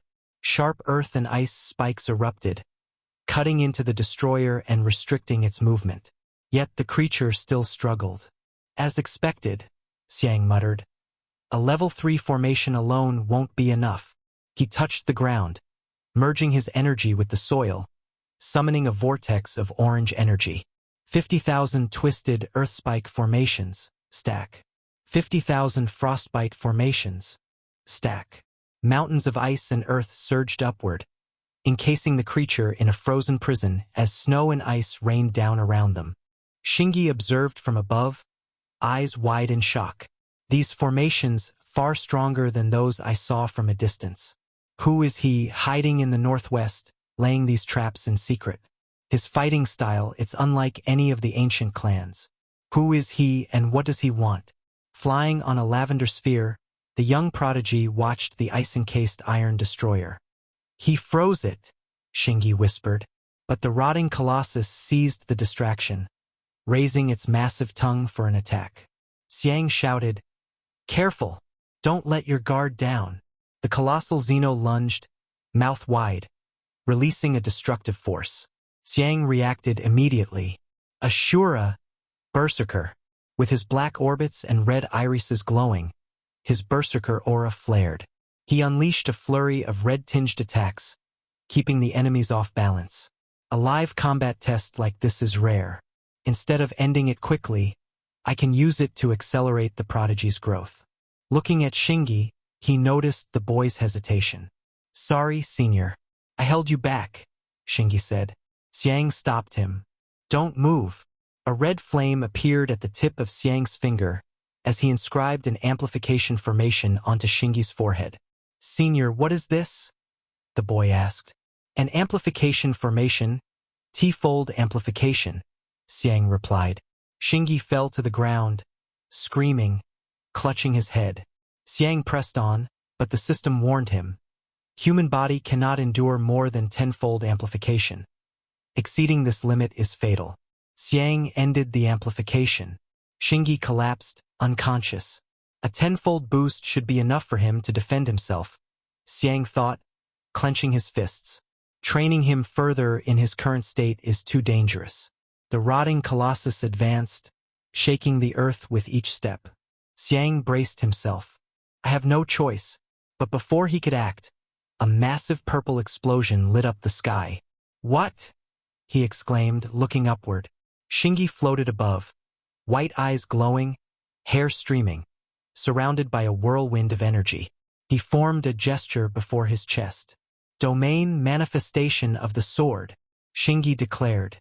A purple dome encased the Xeno, trapping it. Unexpectedly, the iron destroyer shattered the ice mountain, breaking free amid a shower of stones. "He's free?" Xiang thought, preparing his next move. Still in berserker mode, his black eyes and red irises flaring, he raised his hands. "All right. Level 4 lightning burst formation, 50,000 overcharges." A storm of lightning descended from the sky, striking the Xeno with relentless force. Green energy flared violently from its body, yet it was still unable to withstand Zishang's overwhelming strength. At the same time, the rotten giant fell under Chu Xinghe's ferocious assault. Zishang turned to Chu Xinghe with a look of approval, remarking that this was what true combat power should look like. Chu Xinghe immediately dropped to one knee, lowering his head as he expressed his gratitude for having his life saved and for receiving guidance.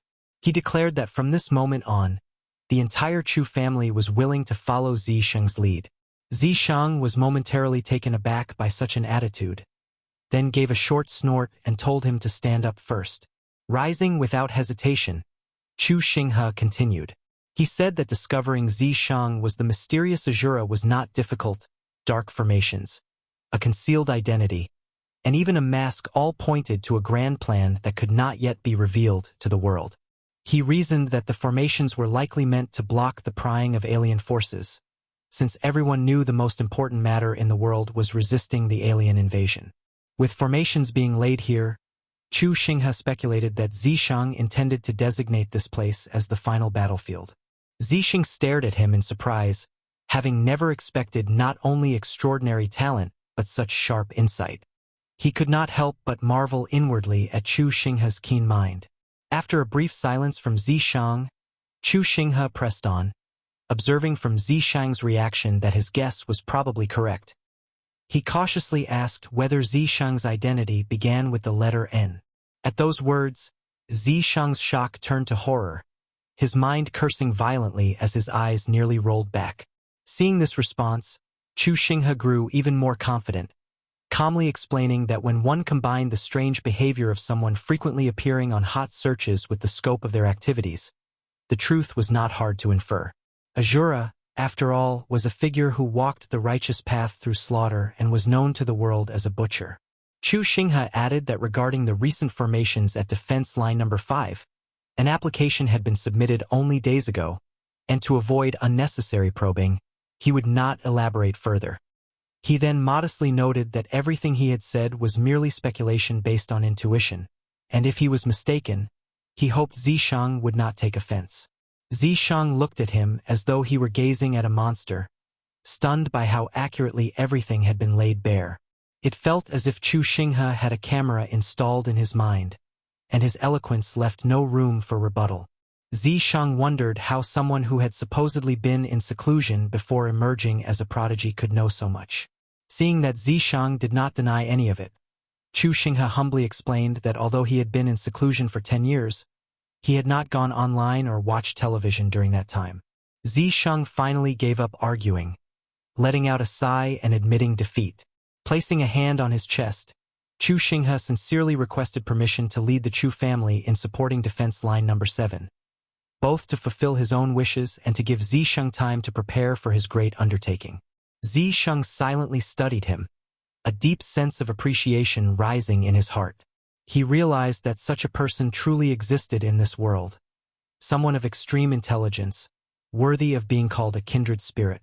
After a pause, he patted Chu Xinghe on the shoulder and thanked him, admitting that he indeed needed time. He warned, however, that the front line was far more dangerous than this place and expressed hope that they could both survive. Chu Xinghe gently interrupted, raising a finger to his lips as he conveyed his understanding, promising that he would live and protect everyone.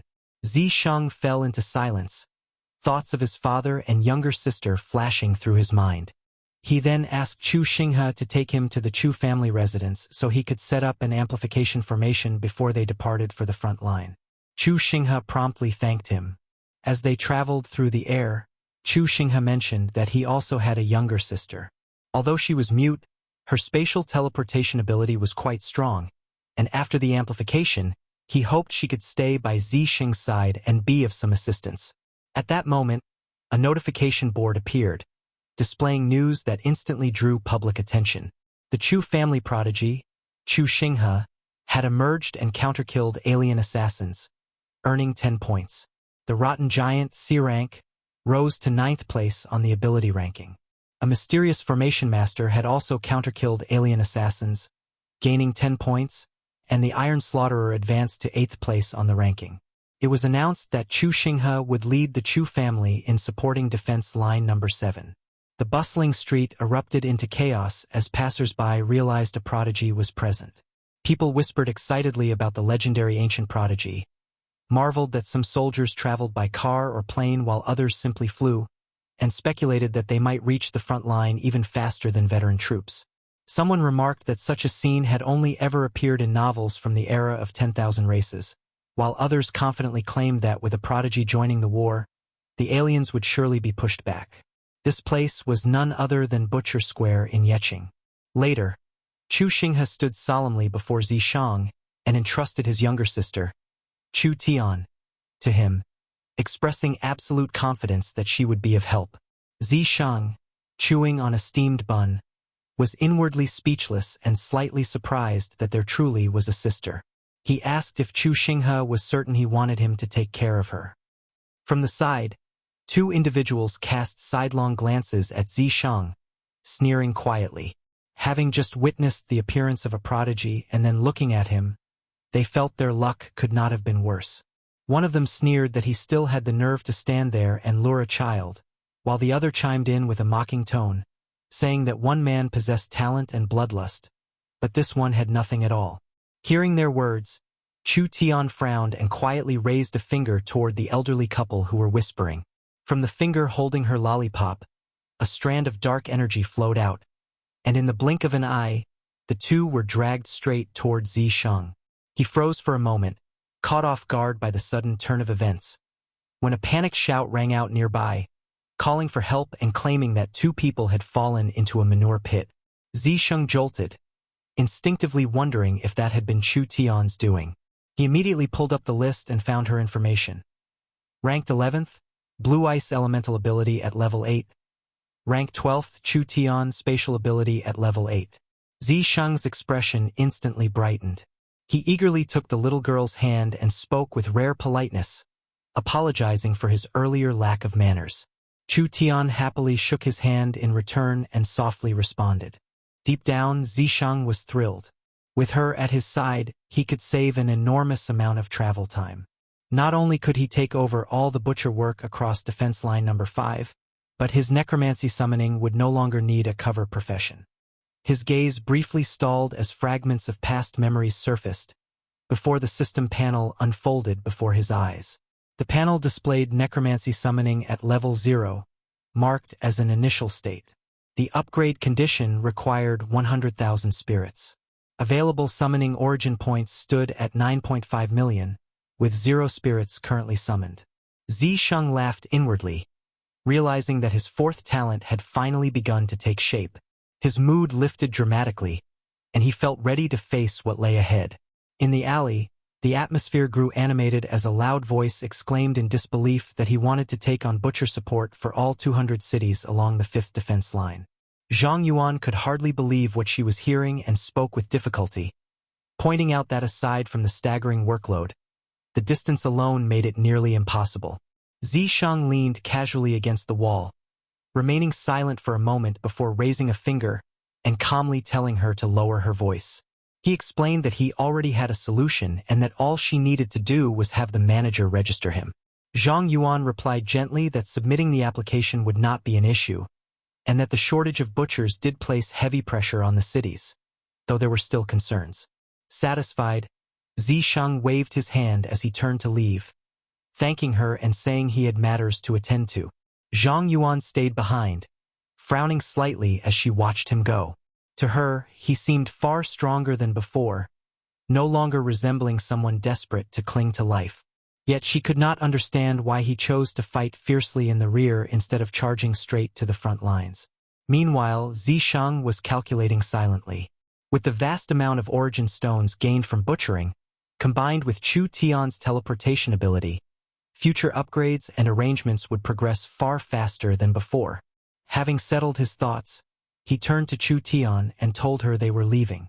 The little girl, still sucking on her lollipop, happily raised her finger once more, dark energy flickering faintly as she agreed. The scene shifted to a barren wasteland. Zisheng and Chu Tian appeared amid a pack of wolves. The girl gently stroked the thick fur of one wolf, while Zisheng looked on with satisfaction at the origin stones the pack had delivered. He praised them and encouraged them to continue. The system promptly updated. Available origin stones had reached 99.5 million. Necromancy summoning advanced to level 1, with the same spirit requirement for the next upgrade. Exchangeable origin points totaled 99.5 million, and one spirit had been summoned. Zisheng glanced at the notification and smiled, realizing the resources were finally sufficient. This, he thought, was the moment to summon his first true spirit. Turning to Chu Tian, he asked her to take them to the Qinling Mountains, roughly 100 kilometers away. She looked back reluctantly, unwilling to part from the warmth of the wolf's fur, but still extended her finger. In an instant, the two vanished, leaving while green energy from the surroundings surged toward the red circle. Alarm bells rang in Zisheng's mind as he sensed something was very wrong. A spirit holding a sword suddenly manifested and thundered a challenge, demanding to know who dared disturb his rest. The system immediately issued a warning. Necromancy summoning target identified as Qin King Ingzhang, a level 10 spirit, far beyond the current summoning limit. Zisheng tightly gripped his sword, anxiety surging. Even after thousands of years, this presence was overwhelming, clearly an emperor-level spirit. Unsure whether words would suffice, he steadied his breathing, drew his blade, and spoke with utmost respect, explaining that a great calamity was approaching and that he wished to borrow soldiers to face it. Qin King Ingzheng's eyes blazed as he roared in fury, refusing to allow his soldiers to be controlled by a mere demon. As he spoke, he drew his sword and slashed forward, declaring that if Zisheng wished to command his troops, he would first have to prove his worth. Zisheng reacted instantly, leaping backward to evade the strike. His eyes shifted as he answered calmly that if it had come to this, then he would have no choice but to offend. As he declared the opening of the Asura State, Qin King Ingzhang responded with lofty disdain, reminding him that the one who had unified the 6 states had seen everything there was to see, and mocking him as a mere brat who dared flaunt his abilities before an emperor. The sword energies of man and spirit collided violently, the pressure bearing down like a mountain. Sweat poured from Zisheng's body, yet his gaze remained steady as he replied that if it was something the king had never seen before, then only battle would reveal the truth.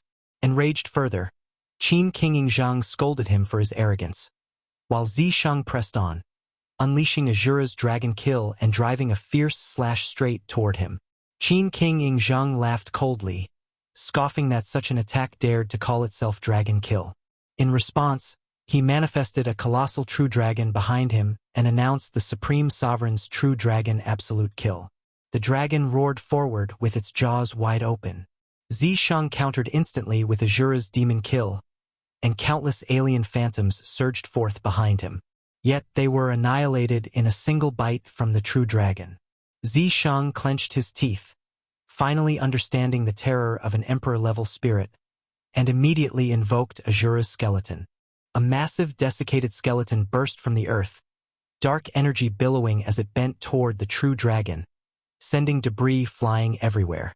Qin King Ingzhang remained contemptuous, dismissing it as nothing more than a crude illusion. Zisheng merely smiled, asking if that was truly the case. Moments later, the red aura of the skeleton spread, contaminating the true dragon itself, drawing a startled exclamation from Qin King Ingzhang, who could not comprehend what he was witnessing. Seizing the opening, Zisheng brought his sword down with overwhelming force, apologizing once more for his offense. Qin King Yingzheng cried out in pain as the blade struck, and Zisheng followed with another slash.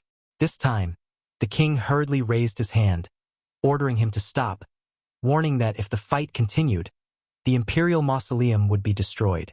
Zisheng immediately sheathed his sword and thanked him for his restraint.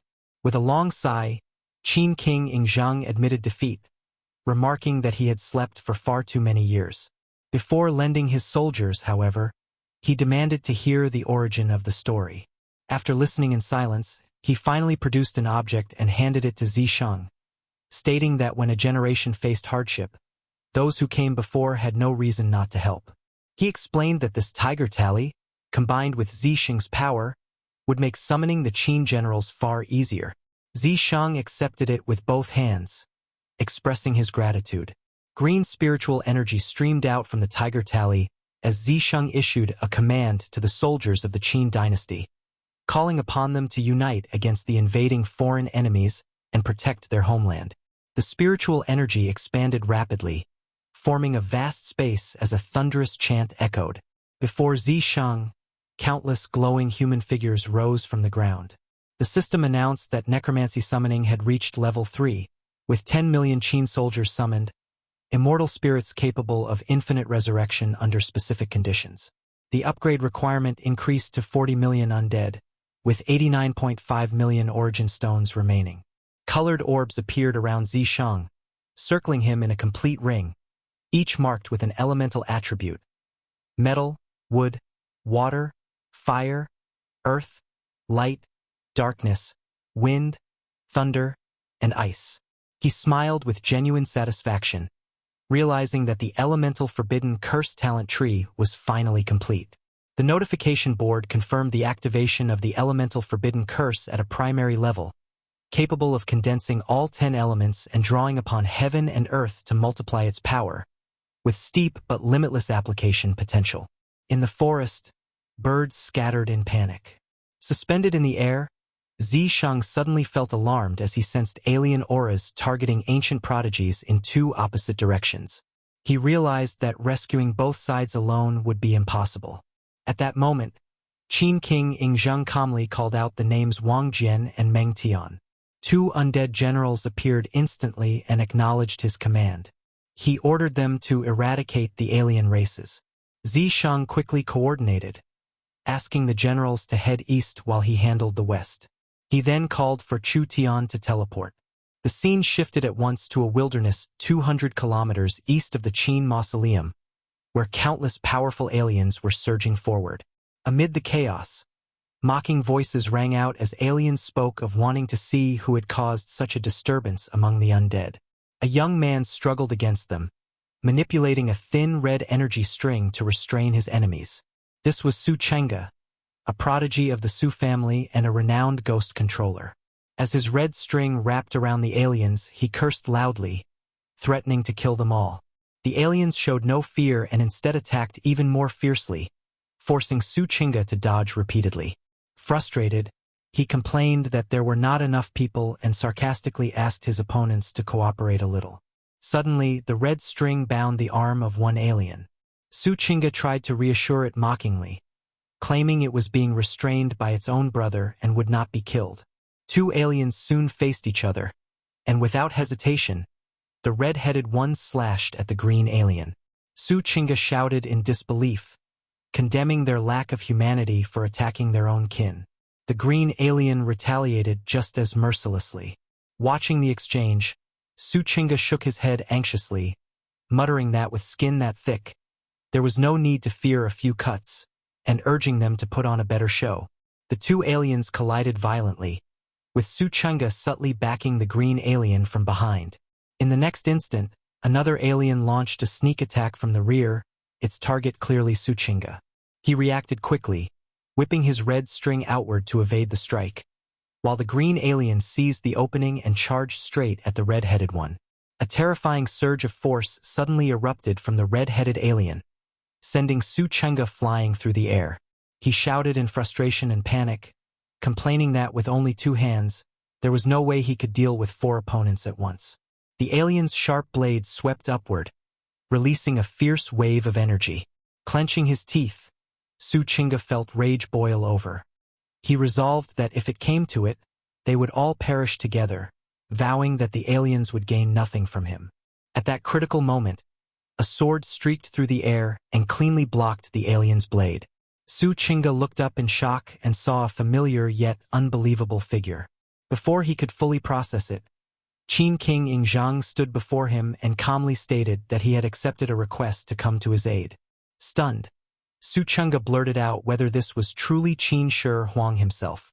Raising his sword, Qin King Ingzhang released an overwhelming pressure and instructed him to stand up so they could end the battle quickly.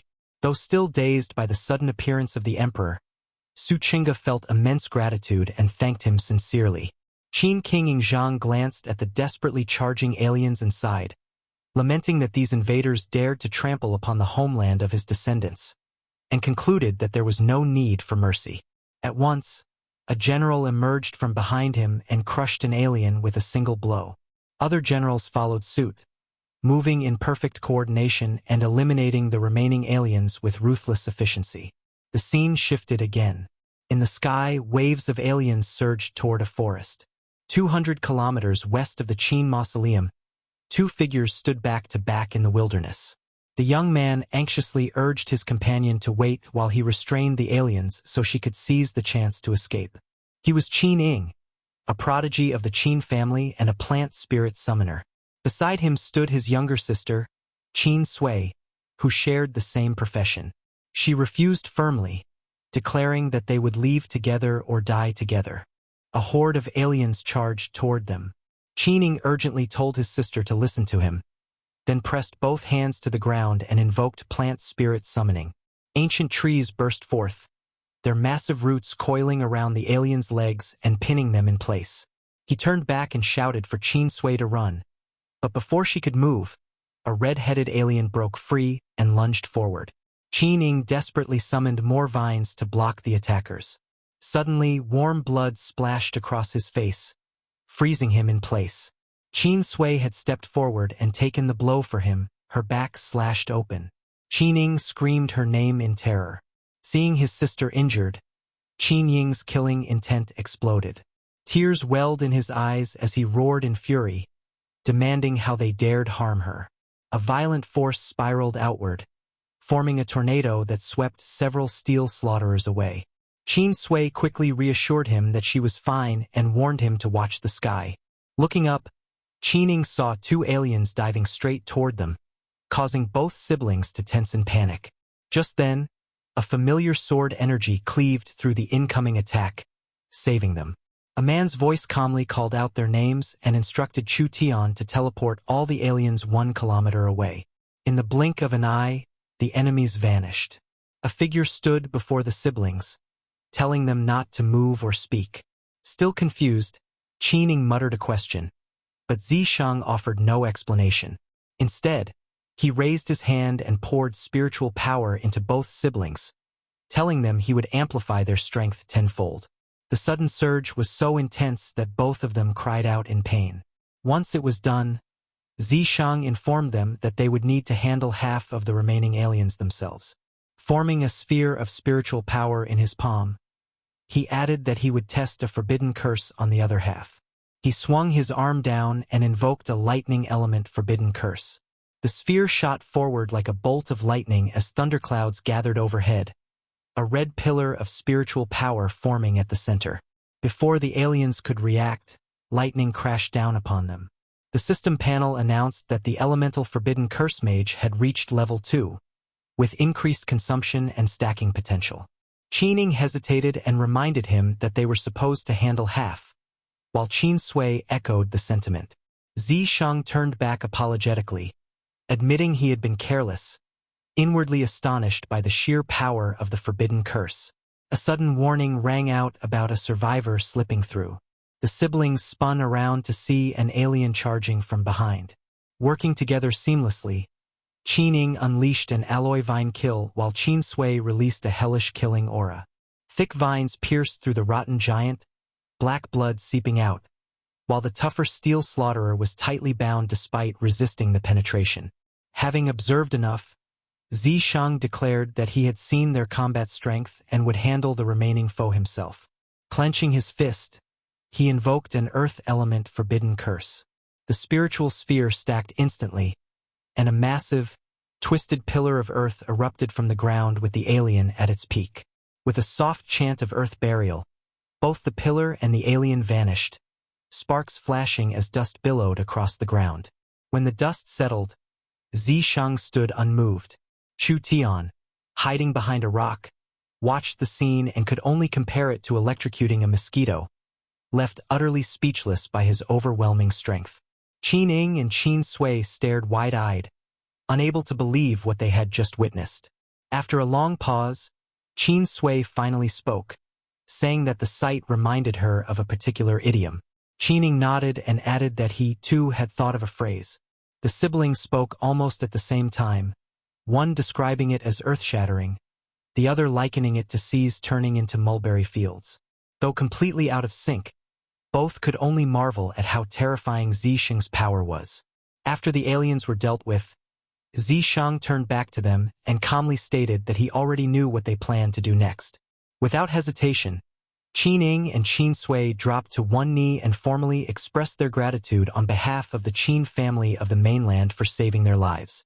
Watching this, Zishang felt a wave of helplessness and sighed inwardly, wondering whether all ancient families had to put on such elaborate ceremonies. Qin Ing clasped his fists and spoke straightforwardly, saying that since their lives had been saved, they would follow any instructions without question. Qin Sui echoed his words, which only made Zishang feel even more at a loss. He pointed at himself and asked whether they truly intended to follow his orders, and if so, whether they even knew who he was. Only then did blank expressions appear on their faces. Qin Ing admitted honestly that he did not, while Qin Sui apologized, saying they should have asked for his name first. Zishang relaxed and explained that this was not what he meant, adding that it was actually better if they did not know. In his heart, he realized he had been overthinking things.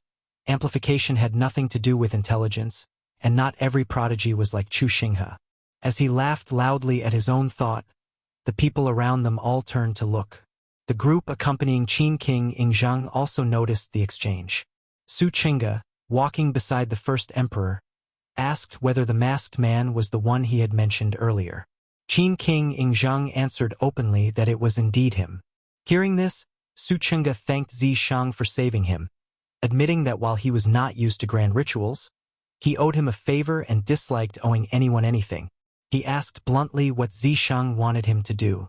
Zishang glanced at him and thought with some relief that at last, a prodigy who was not entirely conventional had appeared. Without holding back, he said that he had two requests. The first was to be taken to their families for a collective amplification. Su Qingge looked puzzled, while the Qin siblings immediately expressed their thanks again. Still confused, Su Qingge asked what amplification even meant and remarked that their expressions made it look like a cult gathering. Zishang responded by pointing at his own forehead and explaining that it was simply the transfer of spiritual power, a tenfold amplification. Su Qingge instantly cried out in pain as the power surged into him, collapsing to the ground, which only made Zishang look even more like a villain, as he added that there was more to it than that. Qin Ing quickly asked if there were any other instructions, declaring that they would not hesitate even if it meant enduring extreme danger. Zishang paused, thinking carefully. These inland prodigies were different from Chu Xinghe, and even if the battlefield changed a year later as it had in his previous life, it would not immediately threaten their families. Such Chong gave only a brief, dismissive order, clearly intending to send them away. The long-haired young man refused to accept it, his eyes flashing with irritation as he accused him of always hiding things and demanded to know the truth. Turning sharply to Sukina, he pressed further, asking what he truly wanted. They had summoned an entire army to defend the homeland, yet now claimed they were unnecessary. Did he see them as burdens, as useless trash, or did he simply crave the role of a lone hero lurking in the shadows? The words were sharp enough to wound, but Su Chun stood unmoved, the mask concealing any trace of emotion.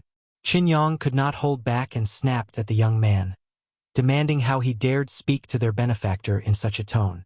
Such Chong let out a faint sound that might have been agreement before finally speaking with cold decisiveness. He told them to lead their clansmen to the 7th line of defense and hold it for a few days. That would be enough. The real battlefield, he warned, was far crueler than they imagined. If they were truly worthy of being called geniuses, they should survive and meet him at the 5th line of defense, where he would reveal himself. Qinyue and Qinyang bowed obediently, while the long-haired youth smiled, apparently satisfied with the answer. Such Chong Hai then turned to Ing Jiang, entrusting him with 10 million Qin soldiers. The Spirit Emperor accepted with a slight nod. Qin Sui and Chining bowed gratefully, yet Such Chong returned the courtesy, prompting Ing Jiang to quickly protest in a low voice that the benefactor must not bow.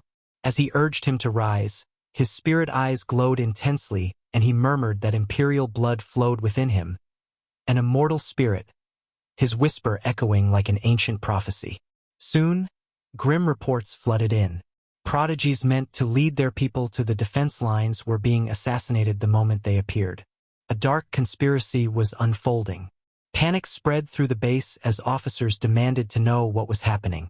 The enemy was eliminating them one by one. These children were humanity's future. The front lines were already under immense pressure, and now even the rear was being purged. Who could protect humanity's strongest when they were awakening earlier than ever in this lifetime? A contemplative voice admitted the situation was dire. No matter how fast he moved, he could not save everyone. Walking away, he felt the weight of helplessness. Rescuing them individually was like trying to empty the sea with a ladle. Yet his eyes soon hardened with resolve. They had to strike at the root of the problem or nothing would change.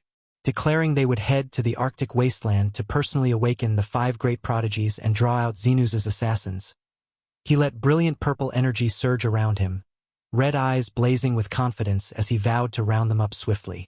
Beneath a blood-red moon, the long-haired youth radiating arrogance burst forth in crimson light and ordered Zhaoten to take them first to the Han mausoleum, calling upon the great ancestors of Han to awaken. The earth quaked as scarlet energy spiraled into the sky and a rallying cry resounded, invoking Emperor Wu, General Weiqing, and General Huizubing, warning that anyone who dared insult Great Han would face retribution no matter the distance. In the blazing brilliance, the black-haired, red-eyed array master commanded 20 million Han warriors to march into the northern wilderness and annihilate the invaders. On a barren mountain, white and crimson energies intertwined violently as a voice proclaimed it was time for the 5 great prodigies to make their grand entrance. Aboard an airship cutting through the night, a member of the Supernatural Investigation and Oversight Agency recognized him in shock, whispering that the mysterious Asura had appeared. 2 girls on deck watched anxiously. The blonde noted that his aura was countless times stronger than before and feared he had gone mad. Masked and wreathed in crimson flames, Ashura urgently ordered that the military be informed of his location in the northern Gobi Desert and commanded formation of front and rear lines with protected flanks. Together, he and the array master began casting, lightning, and frost coiling as they invoked the power of heaven and earth, using lightning as a guide and frost as chains. Destructive techniques followed in rapid succession: elemental sword chi, hell-earth spike arrays, frost formations, layered and spread across millions of square meters, forming a massive array hundreds of miles wide, deployed even from the ship. The blonde suddenly sensed another surge from the same location and wondered if it could be the mysterious array master ranked among the espers. But her energy was nearly depleted, and she could no longer see clearly. The array master lifted his hand and released a wave of crimson necromancy, summoning the souls of Great Han. Green light flared as the spirits of generals such as Ing Jiang, Wang Jian, and Mong Tian manifested, roaring their vow to destroy the invaders for Great Han. Names like Weiqing, Emperor Wu, and Huizubing rang out again as commands to attack. The blonde girl stood frozen in disbelief, while her companion with twin buns trembled, confessing she had never felt such overwhelming necromantic power. These were truly the souls of the dead.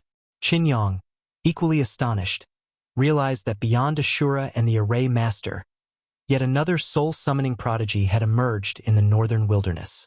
Analyzing the surge, she concluded it surpassed all previous records. After a tense pause, She uttered a single classification, God tier. Horrified, the twin-bund girl asked if that meant 3 God-tier espers were now present in the northern wilderness, and insisted they report immediately to the highest military command. Elsewhere, the Array Master's red eyes blazed as he unleashed a forbidden art, light element overload multiplied 100-fold. A blinding beam tore through the night, so radiant it bathed the entire city in brilliance, causing some who had just awakened to wonder if dawn had already arrived. But it was not dawn at all. It was only 10 at night. The city fell into turmoil as people poured into the streets and online forums, anxiously asking what had just happened and whether some supernatural phenomenon had descended upon them. The Array Master's voice cut through the confusion, ordering someone to check the breaking news at once. The emergency broadcast soon reported that 4 mysterious God-tier espers had appeared in the northern wilderness, prompting the military to dispatch aircraft to investigate. The public buzzed with shock at the unprecedented display of power, wondering if this signaled new hope while the defense line at the inland front faced a major crisis. At the same time, a thunderous voice resounded across the land, summoning an enormous monster legion. 500,000 steel wolves, 500,000 fire Tibetan yaks, 1 million frenzied apes, and 1 million war elephants were called to assemble. Steel wolves bared razor fangs, red eyes gleaming. Blazing Tibetan yaks lowered sharp horns, aggression burning in their gaze. Muscular apes beat their chests and roared skyward. Colossal war elephants stomped, shaking the earth with their tusks poised for slaughter. Another urgent report confirmed that 4 monster tides in the northwest were converging on the northern wilderness, alongside a suspected 5th God-tier esper, the elusive monster tamer. The public finally understood why earlier attacks near Yaya City had abruptly ceased. In the East Sea region, crimson light ripped across the sky, staining the horizon red as violent waves battered the shore. Standing atop a gigantic beast, Lan Chong Kong of the Lan clan stared into the distance, calmly remarking that he wished to meet this mysterious tamer in person. Deep inland at the Zhu Manor, Zhu Yuan stood within a swirling vortex of energy, realizing this chaos might be a rare chance for his clan's rise. Elsewhere, prodigies of the Xuanyuan, Huang, and Yuklan clans rushed into battle to confront the monster tides, and the Shu clan's heir did not remain idle either. Amid the upheaval, the red-eyed Array Master, wreathed in blood-colored energy, sneered that such disorder would inevitably lure every ambitious prodigy. With calculated confidence, he noted that everything was prepared. All that remained was for the Zenith assassins to reveal themselves so his plan could conclude. In a concealed corner inland, Huang Xuan of the Huang family struggled desperately against 2 Zenith assassins, shouting defiance even as he recklessly provoked them. Yet just as the clash reached its peak, the assassins abruptly halted and retreated without explanation. He stood bewildered as the powerful enemies vanished. Moments later, the earth quaked. Crimson energy erupted through thick black smoke while countless monsters were bathed in eerie green light. The Array Master's lips curled. At last, the monster tide had arrived. From beneath the ground, zombie-like beasts clawed their way upward, green eyes glowing within crimson mists, forming a horrifying spectacle. His voice boomed like thunder as he commanded the purge to begin. Charging alongside a Zenith assassin, he unleashed a world-shaking technique while Ashura roared the name of his forbidden art. Hell on earth exploded across the battlefield, crimson flames swallowing everything and shredding space itself. Amid the devastation, the Array Master stood firm, red eyes scanning the carnage to judge the effectiveness of the assault. A massive frenzied ape howled as cracks split its thick hide under the forbidden art's force. Countless other apes were torn apart, flesh and blood scattering in the crimson storm. Yet the conflict proved more complex than expected. A silver-armored Zenith was forced back by a surge of mysterious blue energy, hinting at hidden variables within the battle. Hovering upon a platform of green light amid floating debris, the Array Master reflected that even enhanced beast tides and undead specters, formidable as they were, still struggled against elemental counterattacks from the Zeniths. Except for the Beast Kings, most monsters remained outmatched, and the undead fared no better. Determination flashed in his eyes. If this dragged on, dramatic though it was, unnecessary losses would follow. Raising his hand as red and green energies intertwined, he declared that he would draw enemy fire to the center, while the beast tides and undead specters encircled from all sides to crush them. He directed the beasts towards steel slayers and goblins, and ordered the undead, immune to poison, to target poison apes and rotting creatures. Crimson light flared again as he activated a new formation, announcing the location within Zenith's territory and triggering an overlapping forbidden array. A pillar of scarlet radiance shot skyward, and the battlefield erupted in violent shockwaves as crimson lightning tore across the heavens. Turning urgently to the young girl Shushan, he told her he would need her help next and instructed that if any Zeniths broke through toward the city wall, she must teleport him immediately. Suddenly he paused, a surprised sound escaping him as he fixed his gaze on a peculiar sight. Qian stood there smiling innocently, a lollipop in hand, purple mystical swirls dancing around her. Enveloped in that violet aura was a colossal ape-like Zenith. The array master stared in disbelief only for a heartbeat before launching into the air and unleashing another forbidden art of wind. His body became a crimson vortex, his strength amplified 50-fold as it crushed forward. The gigantic Xenos roared in agony, its massive frame collapsing and dragging smaller Zeniths down with it. Its body disintegrated into black dust, a final groan fading into silence. The array master descended slowly, a triumphant smile spreading across his face. A troll has fallen. Well done, Chuan, the array master said with a weary breath, then added that next time she might try aiming a little higher. The sigh that followed carried the strain of fighting in an overloaded state. Surrounded once more by a swarm of ape-like Xenos, he muttered that he would probably get used to this eventually. Without hesitation, crimson light burst from his body as he activated another forbidden art. Thunder element, overloaded 50-fold. Scarlet radiance wrapped around him while he growled that time was running out. He had to end this before the prodigies and the military arrived. The technique erupted again. Flying Earth axis, followed by a deafening roar as he forced the overload to 500 times and commanded the ground to bury everything. The earth shook violently. Massive rock pillars surged upward, crushing downward with unstoppable force. Rings of crimson energy rippled outward as the terrain split apart, jagged stone spikes clawing toward the sky like the hands of death. From afar, Zhu Yuan of the Zhu clan stared in stunned disbelief, unable to comprehend how anyone could manipulate the earth element to such a horrifying degree. Panic flashed across his face as a blazing red beam pierced through the battlefield, swallowing the roaring Xenos.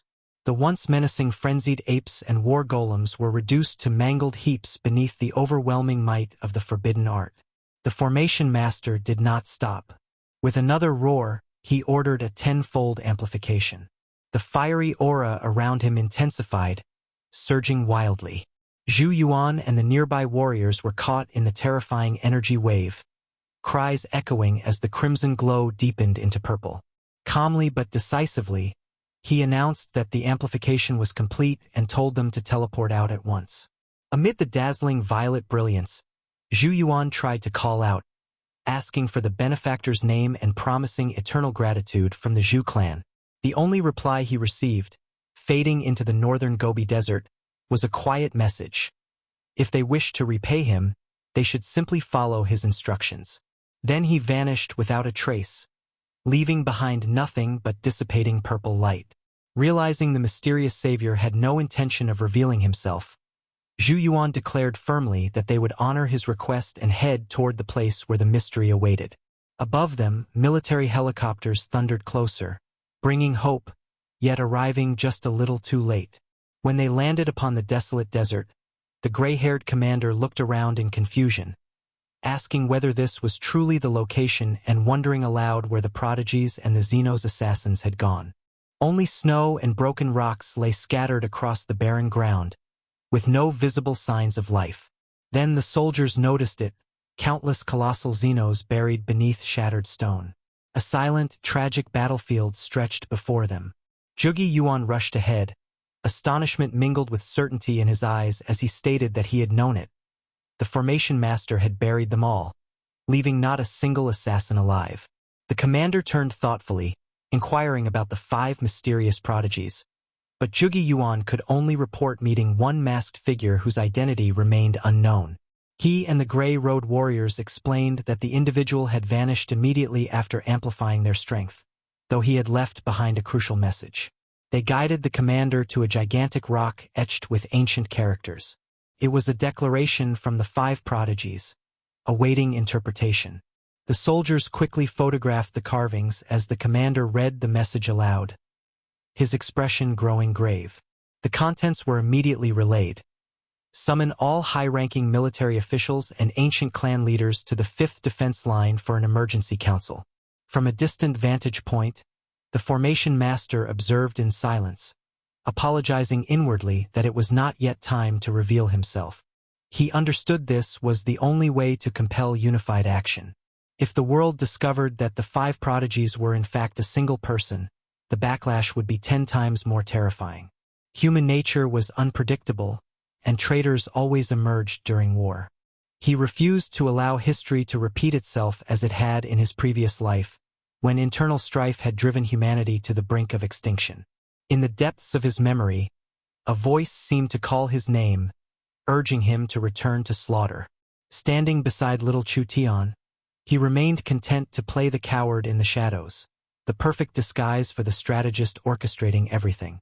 News of the 5 prodigies spread rapidly. Zhuge Yuan and Xuan Yuanhong had already led their clansmen to the 7th defense line, while Lan Changkong guarded the East Sea. Soon, the emergency meeting commenced. The military commander solemnly asked the assembled leaders to deliberate on the mysterious instructions found in the desert. The Xuanyuan clan head, scholarly in demeanor, suggested that this was more than a mere message. It was a grand strategy predicting that the 5 prodigies intended to make their decisive stand at the 5th defense line. Projections and images illustrated terrifying possibilities. An artificial volcano capable of incinerating all invaders, an immense canal channeling the East Sea's waters, an impenetrable steel forest, and sky-burning stones powerful enough to set the heavens ablaze.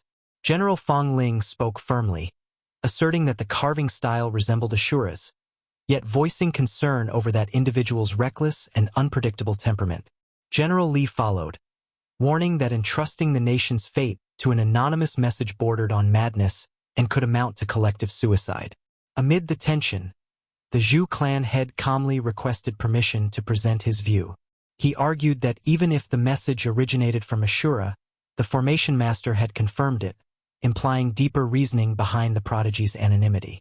The requirements for volcanoes, canals, and steel forests all indicated massive formations that required this specific terrain as an energy source. Their absence, he believed, served a broader purpose. The Xuanyuan clan head rose in agreement, declaring that this was the moment to gamble, as the ancient clans now stood united.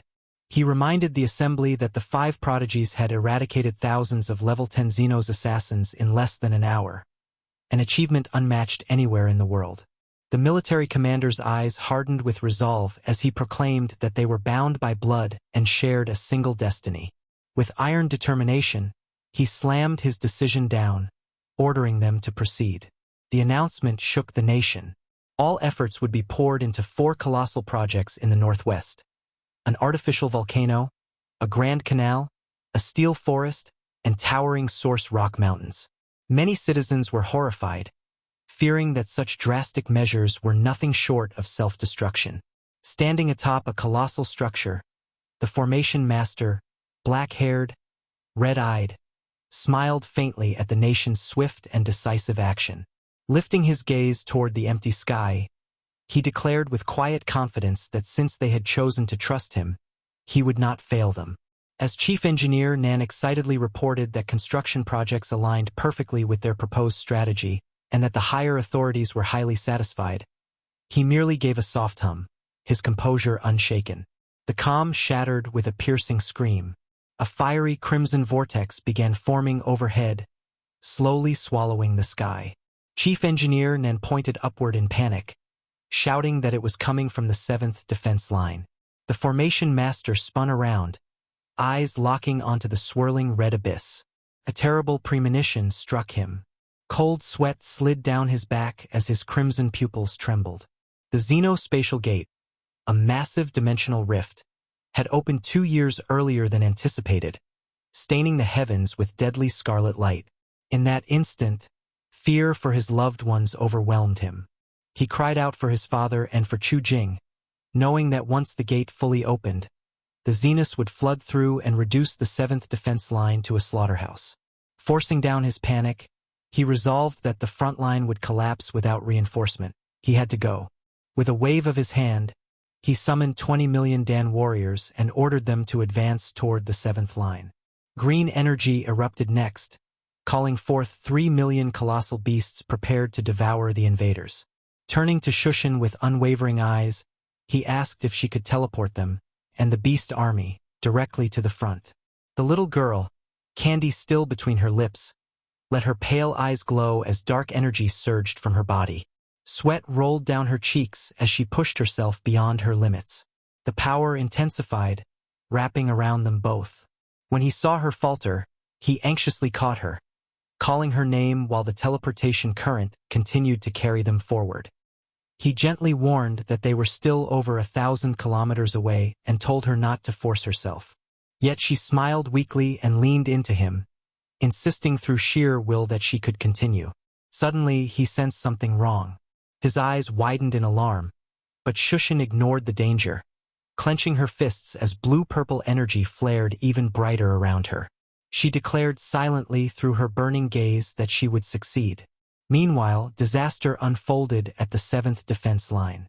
The spatial rift expanded rapidly as alarms echoed across the battlefield. Commander Wang Zai bellowed orders for the prodigies to lead the charge, the Esper Legion to provide cover, and the artillery to clear the remnants. He commanded them to hold the line at any cost. Amid gunfire and smoke, Old Zhang sighed that they were nearly out of nuclear weapons and running low on shells, questioning whether continuing the fight even made sense.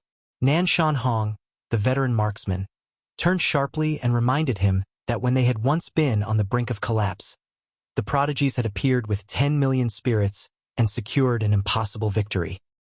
He gestured toward the approaching red tide of the Zenus army and the cannons poised along the city wall. Old Zhang confessed it was not death he feared, but the hopelessness of endless war. Watching the young prodigies, Zhuge Yuan, Lanch Changgang Kong, and others, advance beneath the burning red sky, Nen Shanhong placed a firm hand on his shoulder and growled that this was precisely why they must fight with everything they had. Even if they fell, they would shield the next generation with their lives. Zhang's despair hardened into resolve as he nodded in agreement. Through smoke and flame, Wang Zai led his troops straight toward the spatial rift, roaring for all forces to charge. Another shout rose as Su Chun guided the Qin army forward, green light radiating from him while he declared that they would stain the battlefield with enemy blood. A light gray-robed youth focused his power and unleashed the Abyss Realm Sword manifestation, summoning devastating sword intent. The earth trembled as brilliant blue sword chi, sharp as death's scythe, shot toward the enemy in a rain of heart-seeking blades, explosions ripping through space and engulfing the monsters in dazzling brilliance. A brown-haired warrior tied his hair back and plunged alone into the Zenus encirclement, shouting for the alien invaders to wake and fight to the death. Nearby, a blonde mage bathed in green light cast powerful spells, vowing that the honor of his great clan would not be stained. 2 additional mages chanted in unison, invoking the power of wind and unleashing a hellish alloy vine strike. Massive vines burst from the ground, binding the enemy ranks.